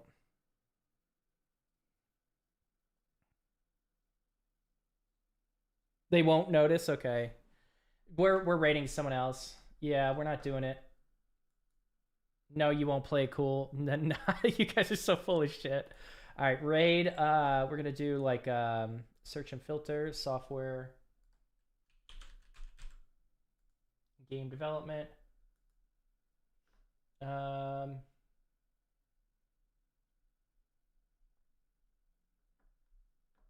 right, you know what? Fine, we'll raid Prime. Fuck it. Let's do it. I actually like the idea of sending the furries back to Prime. Prime needs to stop like creating furries out of his channel. And he's doing a pretty cool subathon thing. Or not subathon, but he's doing a pretty cool activity. All right, let's raid Prime. Let's do it.